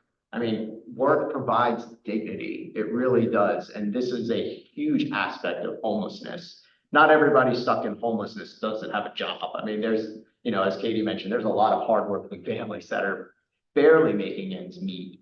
But from what we've seen is that a majority are being kept in a relief situation when they should be being brought into like a rehabilitation and development stage, like development, you know, shelters that have transformation, like Water Street, things like that. Those are the organizations that really special. That's what we need more of. We need to rehabilitate people and develop them. And then they're able to work their way out of homelessness and they're the champion in their own story. I think it's very easy for us to jump in and be their savior, be their hero. You know, from what we've seen is that these folks end up in the same position the next month. I mean, we found when our clients come to us asking for help, they're so far behind that it's impossible for them to dig out. I mean, we've had clients that are $4,000 behind. They haven't paid rent for 3 months. You know, what's going on? You know, we're not seeing people that just missed one rental payment. Yeah. We're seeing people that are $9,000 behind that wait to come to us until they're being evicted. And so when you're at that point, you know, we can't give you enough money to get out of that situation. And the landlords are just looking to recoup any money that they possibly can. So what we're seeing is those landlords are saying, well, you know, if you can find a little bit of money for us, we'll like carry it over. Well, they're just trying to get money and then they're going to kick them out anyway. So we are seeing our homelessness problem here in CV as a much deeper problem. We hardly find people a little bit of something. Everybody needs a huge amount. They let things go to a certain point. And Lisa, has that been the history of the organization? Or are you saying that's more of a recent phenomenon? I want to say we're seeing more of it. I think the more government money, the more money that has been put out there, the more dependent people have become on that money. Right. So in every step of everything. So we're seeing people, you know, instead of going out and trying to find or employment or find something else, it's too hard. They don't want to do it. They don't want to go to a shelter because they have this idea in their head. And we all have an idea in our head of what we think shelter is. They don't want to try those other programs that would help them move on, because if they can make just enough money, and we have a lot of people who like living in the hotels, as strange as that sounds, because they make enough to do what they want to do. And again, on that side, we're having an alcohol issue, we're having a drug issue. And so if I can make enough money to live in this place and then get the fix that I need, then I'm okay with that. I don't need to better and do anything because it would be hard work and that money would be taken away. And I think the fear that we're seeing is nobody wants to lose any of that government money. Instead of trying to move on and I could get a job and eventually I can make more money with, you know, we have many programs on how to help people get better jobs and those type of things, and they don't want to do it. So that's what we're seeing. So we didn't come so much with a proposal. We're telling you what we're seeing at CDCCS. And again, we can throw money at it until the cows come home, but that's not what we need. But it's interesting because your main missions are food and clothing. Obviously, you know, all the person helping the person develop it, those two. And the Back on Track program that we have, you know, helps people. And that was exactly for what we were talking about over here. You know, you live in paycheck to paycheck and your car breaks down. What do? You know, do you pay the rent or do you pay the car? Well, I need the car to go to work to make the money to pay the rent. So that's where we come in with those type of things, and we'll help pay for some of those bills. You know, if you're behind on something, we'll help pay for that. But if you come to us and say, I need $9,000, there's no way. I mean, $10,000, right there, that would be almost $10,000. So, the amount of money that can be spent in that area is just crazy. So we've got to look at some other root problems. We've got to look at some other things other than just saying, okay, what can we do? You know, I like building relationships. That's always a really cool thing. And we really try and do that. We talk to our clients, we try and figure out what they're doing. And uniquely, when they come into the food and clothing bank, we have that ability to talk to them every month. So we have the ability to see what's going on in their lives, but. Yeah, we really are all about, and I know Seeds is the same way, just empowering individuals to be a part of the story, to be the champions of their own story. And as you guys have probably seen, obviously, and I know in speaking with Chief Zierby, there's a real mental health crisis and people are defeated and it's so sad. And you see it, like the folks that walk into our door, we want to wave a magic wand and make it better, you know, but unfortunately there's so much deeper things going on. There's so many aspects. People are hurting. I mean, COVID seems to have flipped a switch. I think we all could agree. And people are struggling. They just don't see that they can do this thing. They just don't see that they can actually succeed and maybe drop that disability and get a 40-hour week job and realize they can do this. But that safety net is what's keeping them really stuck. And they're not willing to give it up. We have worked with an organization and that there was somebody who actually made it. She was able to go back to school and is now the manager of their shelter that we work with. And she said it was harder getting off government dependency than crack when she had a drug addiction. And once she finally broke free of that, she was able to flourish and on her own be the champion in her own story. So that's kind of what we've seen is folks are just stuck and they're being incentivized not to work. They're being incentivized to be on government benefits. And that's keeping people just right at that level where if they try to do something else, it's not worth it. You know, they're making just enough to get by. And that's not going to really be a flourishing society, you know, when everybody's just getting by. And of course, this is again a bigger issue. This is just like this conversation is one little step on the rung. But you know, it's just, I guess our point is that it's a much deeper issue than just money, you know. Thank you. That's our 2 cents. So. Yeah. Appreciate it. Yeah, thank you guys. I think we had Lancaster County Homeless Coalition. Final folks.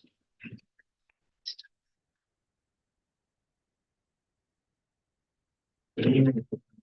Justin Eby, Executive Director of Lancaster County Housing and Redevelopment Authority, along with Deb Jones, Director of Human Services. We are the lead agency for the Lancaster County Homelessness Coalition. We also administer the county's voucher programs, rental assistance, other redevelopment activities such as the land bank, vacant property. Like we're here tonight to kind of just discuss a little bit about the county issues, the need. We started this discussion with staff and with some of the supervisors a couple of years ago. Relationships have transformed from some of the traditional redevelopment to some of the human services side with homelessness. Started a discussion of what the needs are for the municipality and what we can do to help drive that process.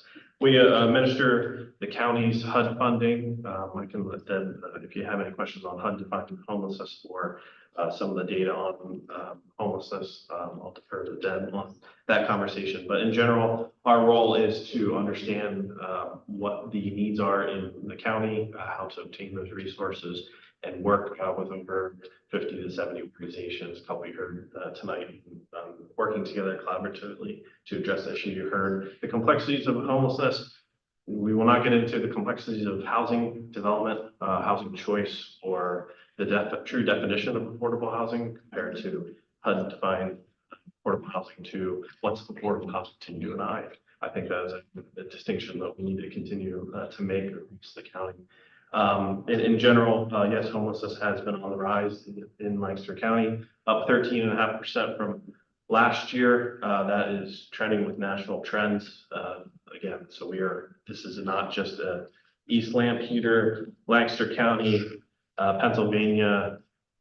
This is a national issue. But what we're doing here is we're talking about the issue, we're coming up with creative solutions, and we're pooling our resources, both public and private, to really look at best practices. You heard some proposals tonight as far as some of those uses. While 10,000 doesn't go a long way, it is starting to move the needle as far as building those relationships and helping hand up in the whole continuum of housing and homelessness. We've spent a lot of time tonight, so I'm not going to ramble on too much longer, but we're here to be a resource to the staff, to you guys as elected officials. We are representing the county commissioners, and really are here to help educate and provide information to make good decisions moving forward. And I appreciate that a municipality is talking about the issue, looking to solve issues, and working with folks within the municipality that know the municipality. Appreciate the time tonight. Well, good evening. We were here either 6 or 12 months ago, and we gave a presentation. I think that was the second time here, and we had a call a couple things that we had listed, and one was to put some funds together to be able to focus on the central area, right? Because we've seen an uptick in numbers, to be able to address homelessness and homelessness services in a way. And so I want to commend the CD school district for the depth of agencies that are here that are willing to engage and to help individuals. As we look at the whole homelessness response system, we have over 50 agencies we work with. So we are responsible for overseeing, and I say we in our office, we're responsible for overseeing the strategy of the homelessness response system throughout the county, for funding, for compliance, for data collection, and to be able to plan by looking forward. Now that is the formal system that's here, but we also know there's some informal systems. CD, informal system, being able to help. We as a community need to come together because no formal system can handle and address the needs, right? Your budget that you're offering will not even scratch the surface of your needs that you have here in the community. And yet you're tasked right now with being good stewards of those funds. To say, how in the world do we address this issue? Is it that little laser light that is the HUD-defined homelessness, which is a place not meant for human habitation? Or is it the flashlight that is the McKinney-Vento school district definition of homelessness? Or is it the floodlight that talks about prevention, going upstream, keeping people in their homes? These are the things that not only your area is struggling with, and not only Lancaster County, but nationwide, right? And so what I want to say is that the decisions that are made with the homelessness response system, whether it is street outreach that we contract 7 contracted partners with, we oversee weekly street outreach meetings with over 24 individuals in those meetings. And all of our programs, we coordinate in these meetings. There's a vast array of street outreach that is happening, not nearly enough, but know that there is best practices already in place. Or it could be one of the emergency shelters that we contract with, or Refresh Lancaster, the mobile hygiene unit that gives out free showers and paramedic care, or one of our 3 programs that we have for housing. That's part of this whole continuum of care that we have, not to mention coordinated entry. That's an assessment process. There is a system already in place. Is it deep enough? No. Is it robust with services and funding? Not enough. But there's a system in place here in Lancaster County. And we are so glad to be able to do that because we can build on those systems. You have a community that says, I want to be part of a solution. We've seen that in other communities, in Columbia, in Elizabethtown, over in Ephrata.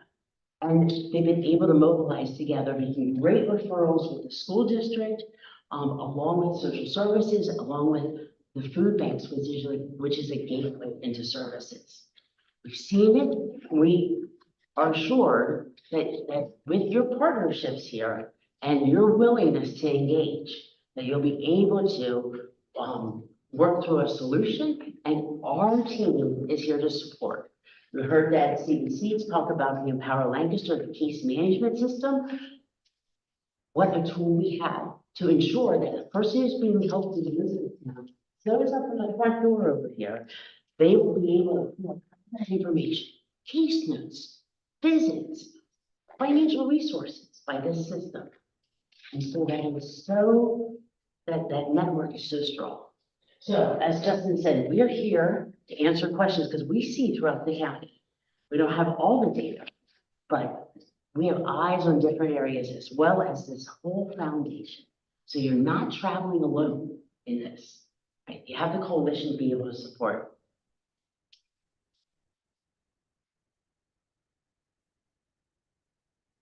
Quick question for you, Deb, you said you have the 7 outreach partners and 24 outreach people at those weekly meetings. Those 24 folks, are they all full-time, or are they part-time, and roughly where are they located, and do we have any in CV? Right. So the 7 contracted partners, tenfold, and CDC is mentioned as tenfold, has 2 outreach workers, full-time outreach workers. One of those outreach workers has a sliver of their time dedicated to your area. And we had said this when we did the call to action. That's not enough. You're in a corridor here that gets a lot of activity. And so you need someone who's dedicated into this area. And I believe at that time we spoke to 5 municipalities that were all gathered together here at that meeting. In addition, and then so the next closest, Factory Ministries that has 3 outreach, and also in the greater Ephrata area, in this area, right in this eastern part of Lancaster County. Of the 7 contracted, there is also, in addition, others that provide services that don't run through a contract with our office. The Lancaster City Police social workers, they have 2 full-time social workers are part of that team.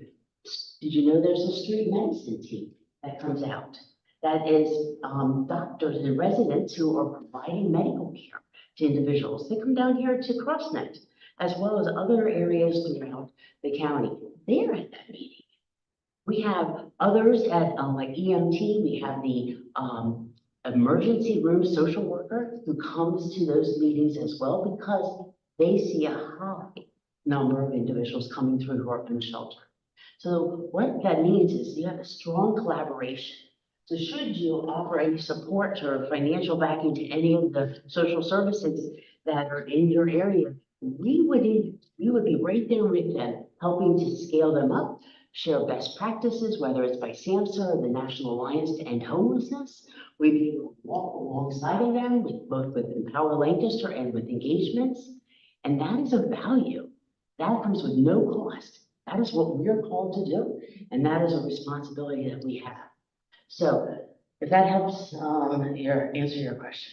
Appreciate it. So one quick question. So sections of Lancaster County, you mentioned some that seem to be doing some good things. Elizabethtown, I understand they have some organizations, but when you look at the hub sort of mentality, and Katie talked about this years ago with spirited conversation, I believe, in my office about it, but a hub where you have like an effort, you have Good Samaritan Services, where you go east and you see Factory Ministries, or you go to New Holland and you see CrossNet. I mean, I get the vision that CV Seeds is sort of the beginning of that for us. CVCCS has been here established, working with that population, but, we don't really have a town. We have this kind of collection of hotels and tourists and so forth like that. So it's almost a little bit of a challenge that maybe others don't have. Even the city has, the people that come together in some organized food programs and so forth. I guess it's more of a comment than anything. It seems like CV Seeds, you are really beginning that. I think that was the vision in the beginning, to see the gap. Katie, I believe you were really seeing that early on. And it's more than just students, although to me, it's always families. Sure. The root cause is families. How do we support strong families? But Well, to answer, to address your comment, and that is geographically, your area looks different. There's no doubt about that, right? Geographically with especially along the corridor. Does that mean that you cannot collaborate and create a hub? I don't believe that stops you from creating a hub. In fact, I think that gives you more emphasis and more energy to be able to see how can we best meet these needs. We have this great collaboration that is happening here. I know a little bit about taking a town and creating a social service agency as the founder of Echoes in Elizabethtown. There was no hub. We were in a service desert area in 2014, and we opened up the doors of a church for the shelter. And that very first night, we knew people were experiencing homelessness. No one showed up. And I was there that night. And I thought, oh, we know they're here. We know because we've seen them at the food pantry. We've seen them in the social workers in the Elizabethtown area school district. And sure enough, 5 years later, we had $1 million budget and a full-fledged nonprofit working, addressing homelessness, housing insecurity, crisis in the school district as it relates to mental health. So I can see it, and I can see the need, and the need's not going to go away. We're following national trends. So we're not insulated from what the need is, but you have a great fertile area, so to speak, in the sense of good partnerships that can happen. And education bridges out of poverty, education is around trauma-informed care, and being able to collaborate and build upon a system that exists, but then and make that happen.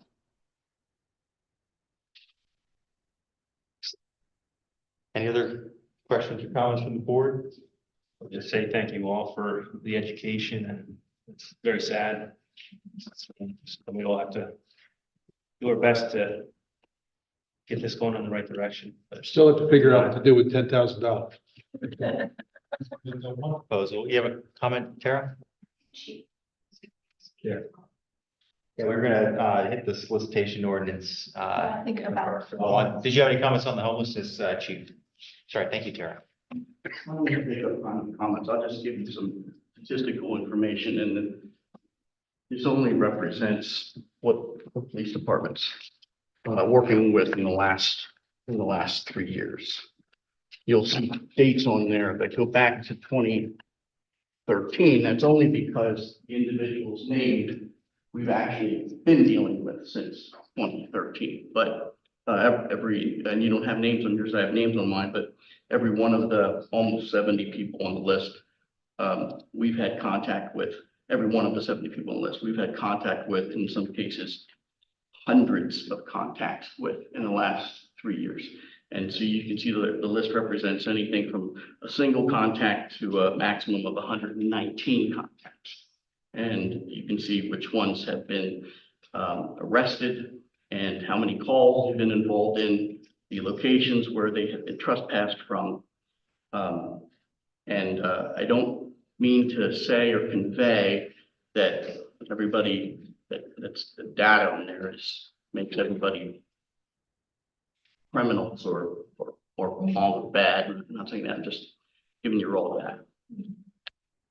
If you have questions about it, just ask. East Lampeder Township? Is this East Lampeder or East Lampeder and Upper Lake? This is just East Lampeder.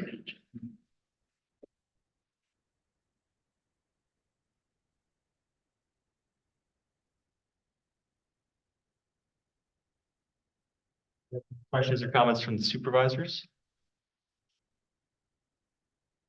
There's the first column there again, Chief, ELT, ARR, what is? Arrests. Oh, that's arrest. Yeah, that would be the number of arrests that particular individual's been arrested, number of times. The calls are Number of calls that person, we've dealt with that person, yes. and starting year, okay. That's the year that, based on our current records management system, the year that we first have started dealing with that particular individual. And this schedule is showing up to present. I mean, so say the first person on that, it started date of birth 1981, but that's, you started the year 2013, but she is still showing up on your call list. That's correct. Okay. That's correct.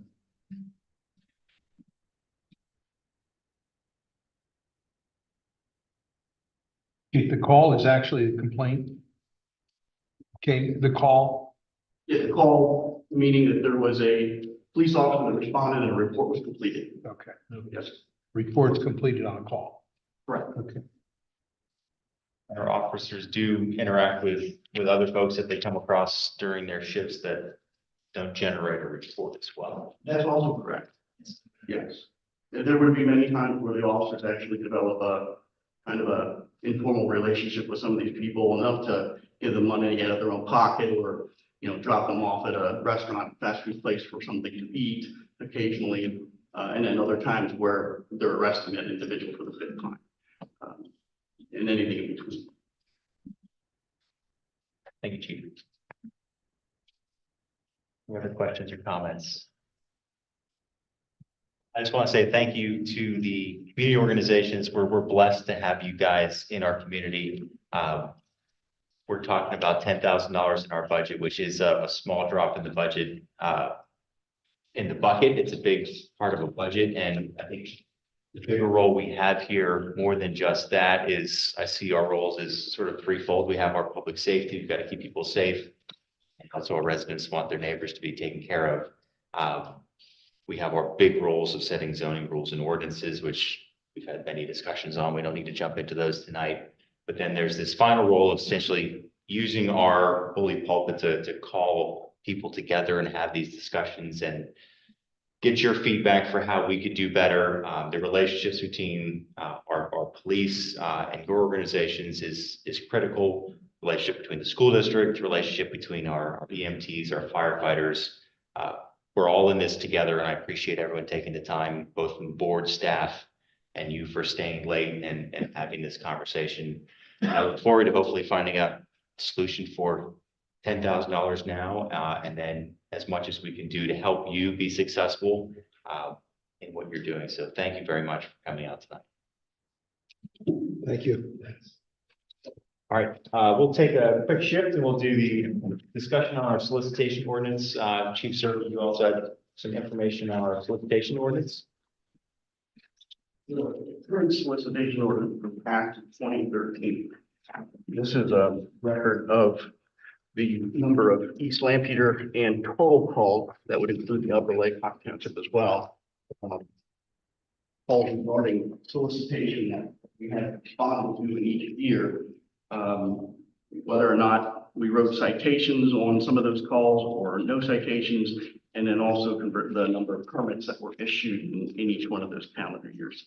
And you can, if you start from the bottom up, you can see where we went to 31 calls in East Lampeter, issued 7 permits, and then coming up to 23, where there was 16 calls in East Lampeter Township and 21 permits issued. So it's just basically just kind of giving you an idea of how the ordinance is functioning in terms of where are we at with those permits issued and the fluctuation of the permits issued, if there's any type of relationship between permits issued and calls or citations, things of that nature. Well, it's sort of, you know, have 15, 2016, 2017, a little bit of a trend where there's more citations going on. Any trend there that? I think that 15, 16, and 17 represent when we had some larger numbers of solicitation occurring in the township. The ordinance is young at that point, and most of these individuals have no, they didn't come and get a permit to do their solicitation. And the other thing I noticed when I was doing this data is many of those are the same people. Like they've been given a warning first and second time, and then, or maybe even a third warning, and then they're still out doing solicitation without getting the permits. Now the officer is going to issue the citation for the violation of the ordinance. So I just think they're representative of the fact that young ordinance, people out soliciting, we're getting calls about it, the public's becoming aware of the fact that we have an ordinance, they're interacting with these people, they're giving some warnings out, and then after a while, they're not giving warnings out to the same people. Ignorance, Chief, does the permit come from the police department or from the township? It's issued by the police department. Is there any requirements for the solicitor? I mean, how does that, anybody can get one? Can you kind of explain that process? There are some rules to it, but they have to have valid identification. and we have to have contact information for them and the people that they're representing. So if we do get calls, we would have a list of that information. But I don't want to combine the two things, but there's greater rules when we're talking about food trucks and things of that nature. This is basically just focusing on the door-to-door stuff. Is it, the permit's wide open anywhere in East St. Peter, or is it areas that are, they have to say, like, this week, we're going to be on Whitmer Road and Hobson Road, or it's anytime, anywhere? And for all of East Lampeter, they're given an ID card to carry with them so they can show the resident that they in fact did register. I know a lot of the resident concerns that I've heard are people not properly identifying themselves or coming late at night. The resident has no clue who this person is banging on their door. So I'm thinking, what if there's a way we can implement with our new text messaging system or something to let residents know what the people that have permits, that they are looking for, to shoot, or how long the permit's good, just to better improve people.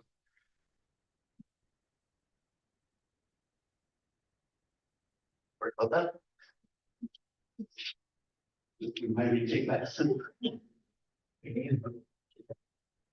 I'm good at that. There is time constraints on the ordinance, yes, so that to address the time element of it. 6 p.m.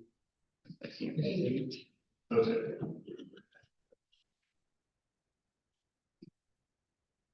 So is there a way for a resident to go on a website and see, I think that might be good to you, or is there a way to see what are the active permits? Not right now, no. If that's something you would like to see happen, then we'd have to work on putting something like that together, so it would be whether it be the township's website, police department's Facebook page, something along those lines, a link that would take you to show you what the active permits are. How many would you say for a week or a month or a year, give that data? I think it's less than once, but in like permit issues. No, that's wrong. There's 21 there in 2023, so that's almost. I thought it was lower than that. I saw some kids selling lemonades. I don't think they got a permit. I won't report them. It could, just a quick thought of that reminder, information here in our newsletter, that just so folks know the process, understand it comes from the police, understands that, what they can expect. And know that they have to have an ID card. Yeah.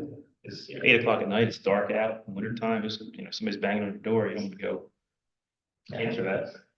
Anecdotally, we've had folks, we rarely get people on our street but they'll pull into our driveway and they're selling subs out of the back of the car, and I just ask for their permit and they go away usually. But those aren't generating call, but there's probably more activity that's not generating a call. And we do still have that stuff happening now. I can't tell you the last time that we had that, but that was a very normal thing that happened over the summer months on Route 30, and somebody's selling stereo speakers or large screen TVs or something like that. And it's hit and go. They're there 10, 15 minutes and then they move on. And do you know or have any idea of the calls you're getting, how many of those are about an authorized permit holder? How many are about someone who doesn't have a permit? I don't have that information with me right now, and I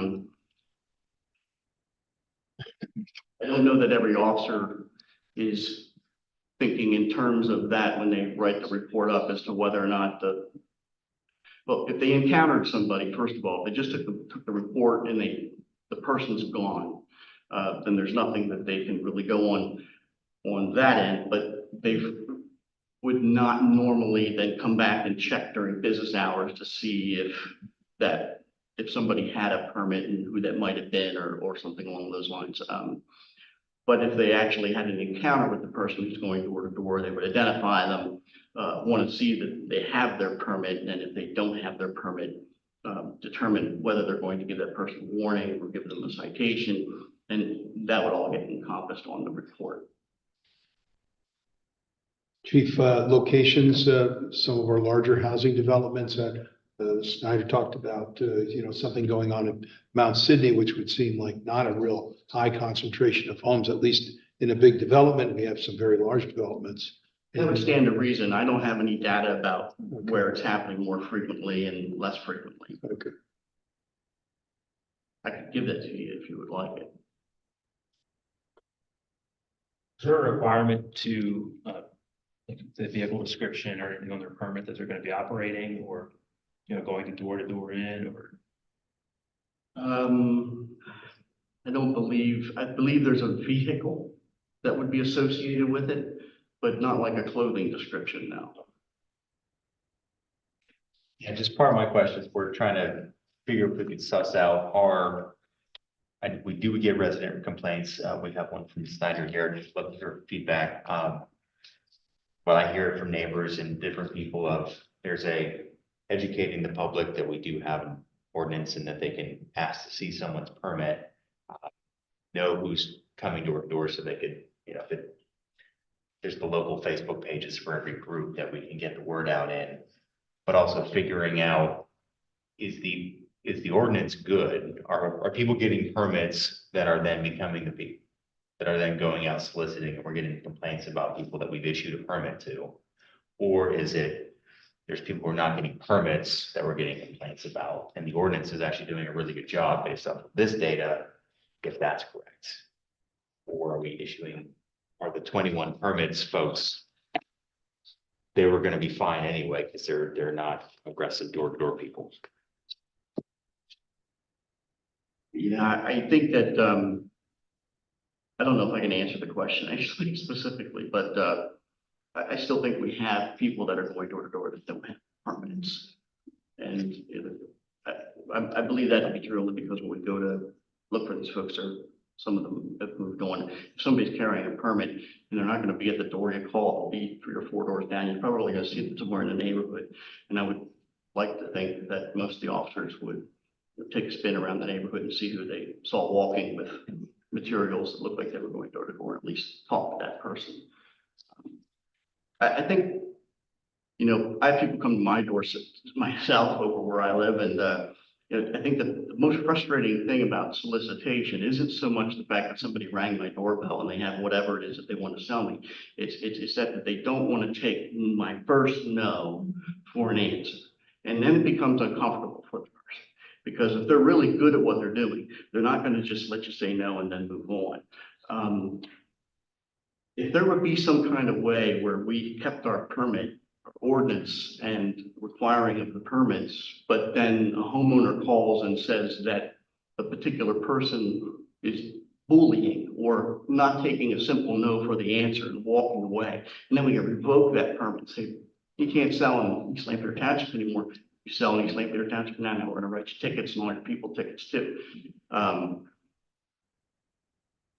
I don't know if that's worthwhile. I'm just saying personally what bothers me the most.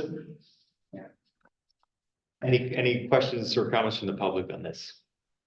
I think 8 o'clock at night is too late. I mean, most jobs are in daylight hours. I don't think anyone should be knocking at your door at nighttime. In this day and age, society has changed. And I live alone. I don't have anyone to call. I don't want to mail, and someone that has been there during the daylight and returns in the dark.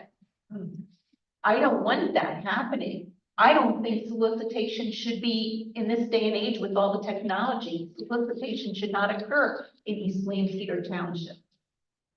Truly, what is the advantage of solicitation? If they want to make a sale, they can go out to some, convention or something, but I don't think solicitation has a place in East Lampeter with the diverse population that we have and what's going on in society. And if you decide to keep solicitation, then it should be only in daylight hours when daylight savings is on and it's dark at 5 o'clock. Who wants someone coming at your door, knocking? In my situation, they were there in the morning and then it came back at 8 o'clock. The same thing happened at my neighbor next door. They were there in the morning and they came back at dusk. And they did not have any identification. What company sends someone out on the road without a photo ID nowadays? They would have gotten a permit, they would have had identification, so they obviously didn't get a permit.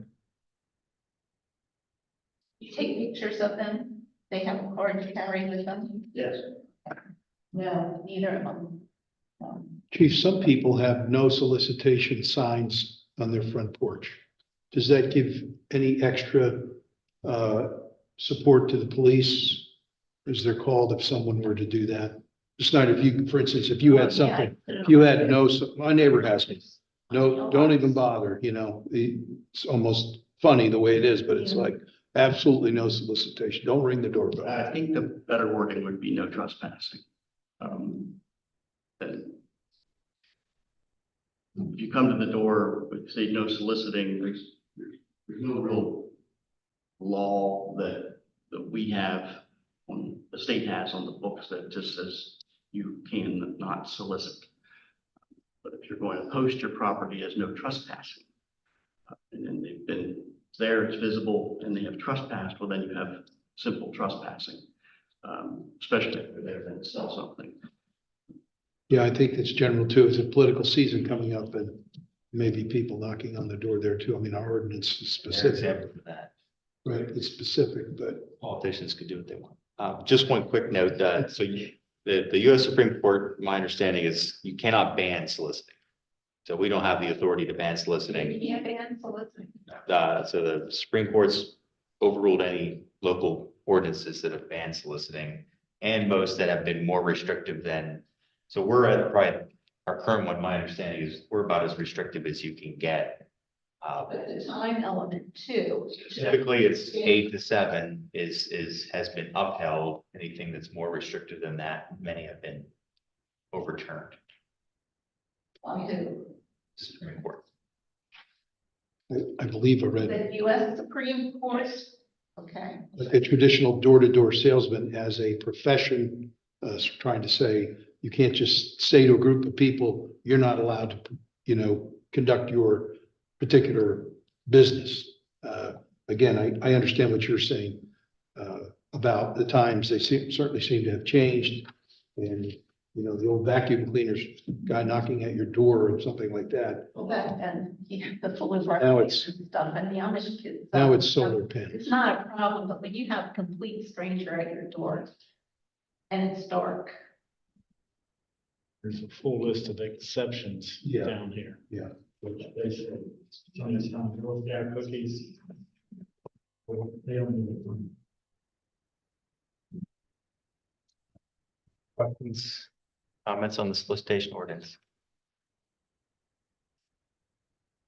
I'll say we could maybe get more data on the website, or at least have a section just to educate, the residents of, active permits and what they can look for as far as a vehicle or even the name of the companies. Just to make people more aware of who is going around the township. And if they're not on that list, then they probably shouldn't be there. Good, thank you, Ted. That's a good suggestion. All right, we'll move on to the, any other discussion items that the supervisor want to talk about tonight? Hearing none, we'll move on. Item 8A, memorandum of understanding regarding the use of CB school district facilities for recreation programs. So hopefully the school board has already acted on this evening. They had their meeting on, and this was on their agenda. So this was prepared between township staff and school district staff to somewhat formalize the relationship between the township and the school district and permit the township and our recreation programs to utilize school district facilities at no cost to the township. The school district would retain the first right to use their own facilities, of course. So it would only be when whatever facility it is that we would like to use for a recreation program is available. You were there last week. Lisa and I were there last week. discussed this with the school board. It seemed to be received favorably. So we would ask the board to take action to approve it. I'll entertain a motion. Give a motion that we approve the memorandum of understanding between East St. Peter Township and the UCCB School District facilities for recreation programs. Second by Mike. Any public comments or discussion? Not all those in favor signify by saying aye. Aye.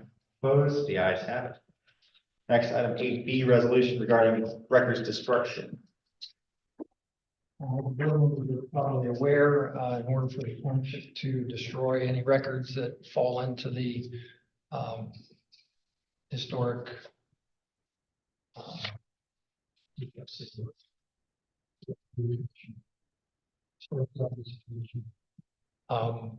Pennsylvania state law that outlines when and how you're able to destroy certain records. So we gathered a number of records which date back to 2016, few from 2017, that we would like to destroy, which either have no beneficial purpose any longer or have been duplicated electronically. So we'd like to destroy the paper copy.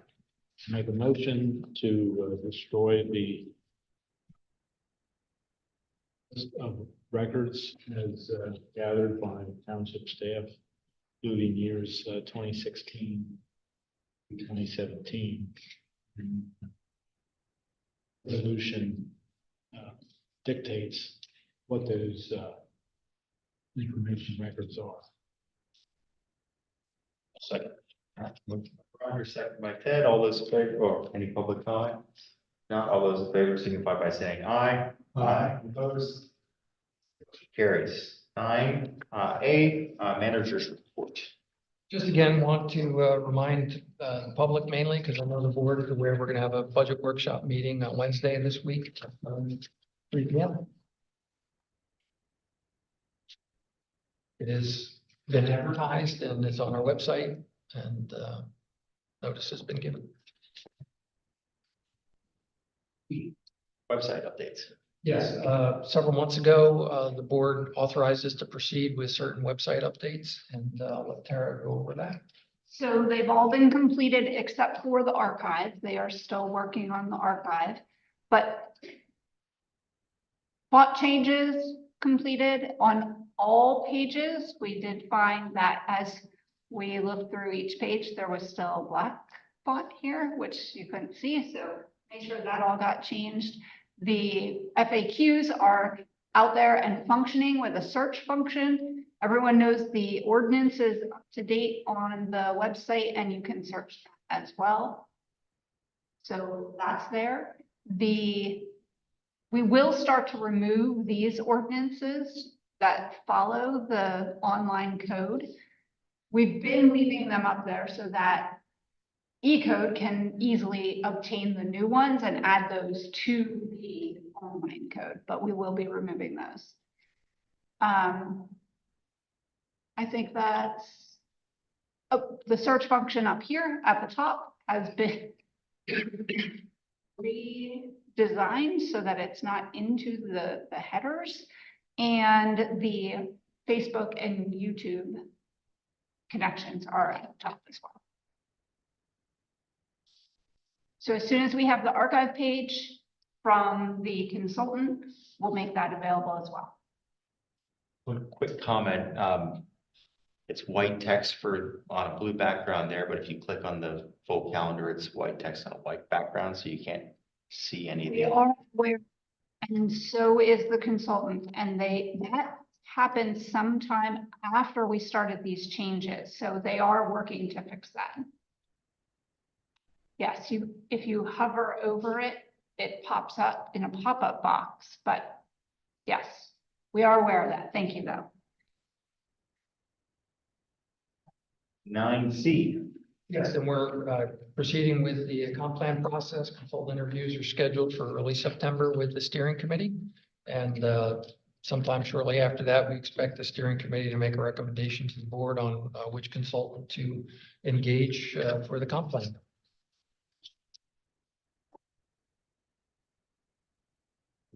Other comments from the board? Did you have a budget workshop that you failed to give to us? Did you have a list of proposals, budget proposal?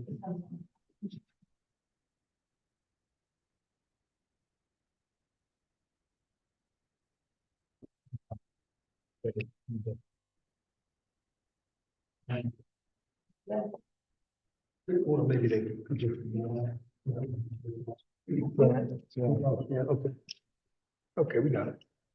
All right, if there's nothing else, I'll entertain a motion to adjourn. So moved. Mike? Comments, all in favor, signify by saying aye. Opposed?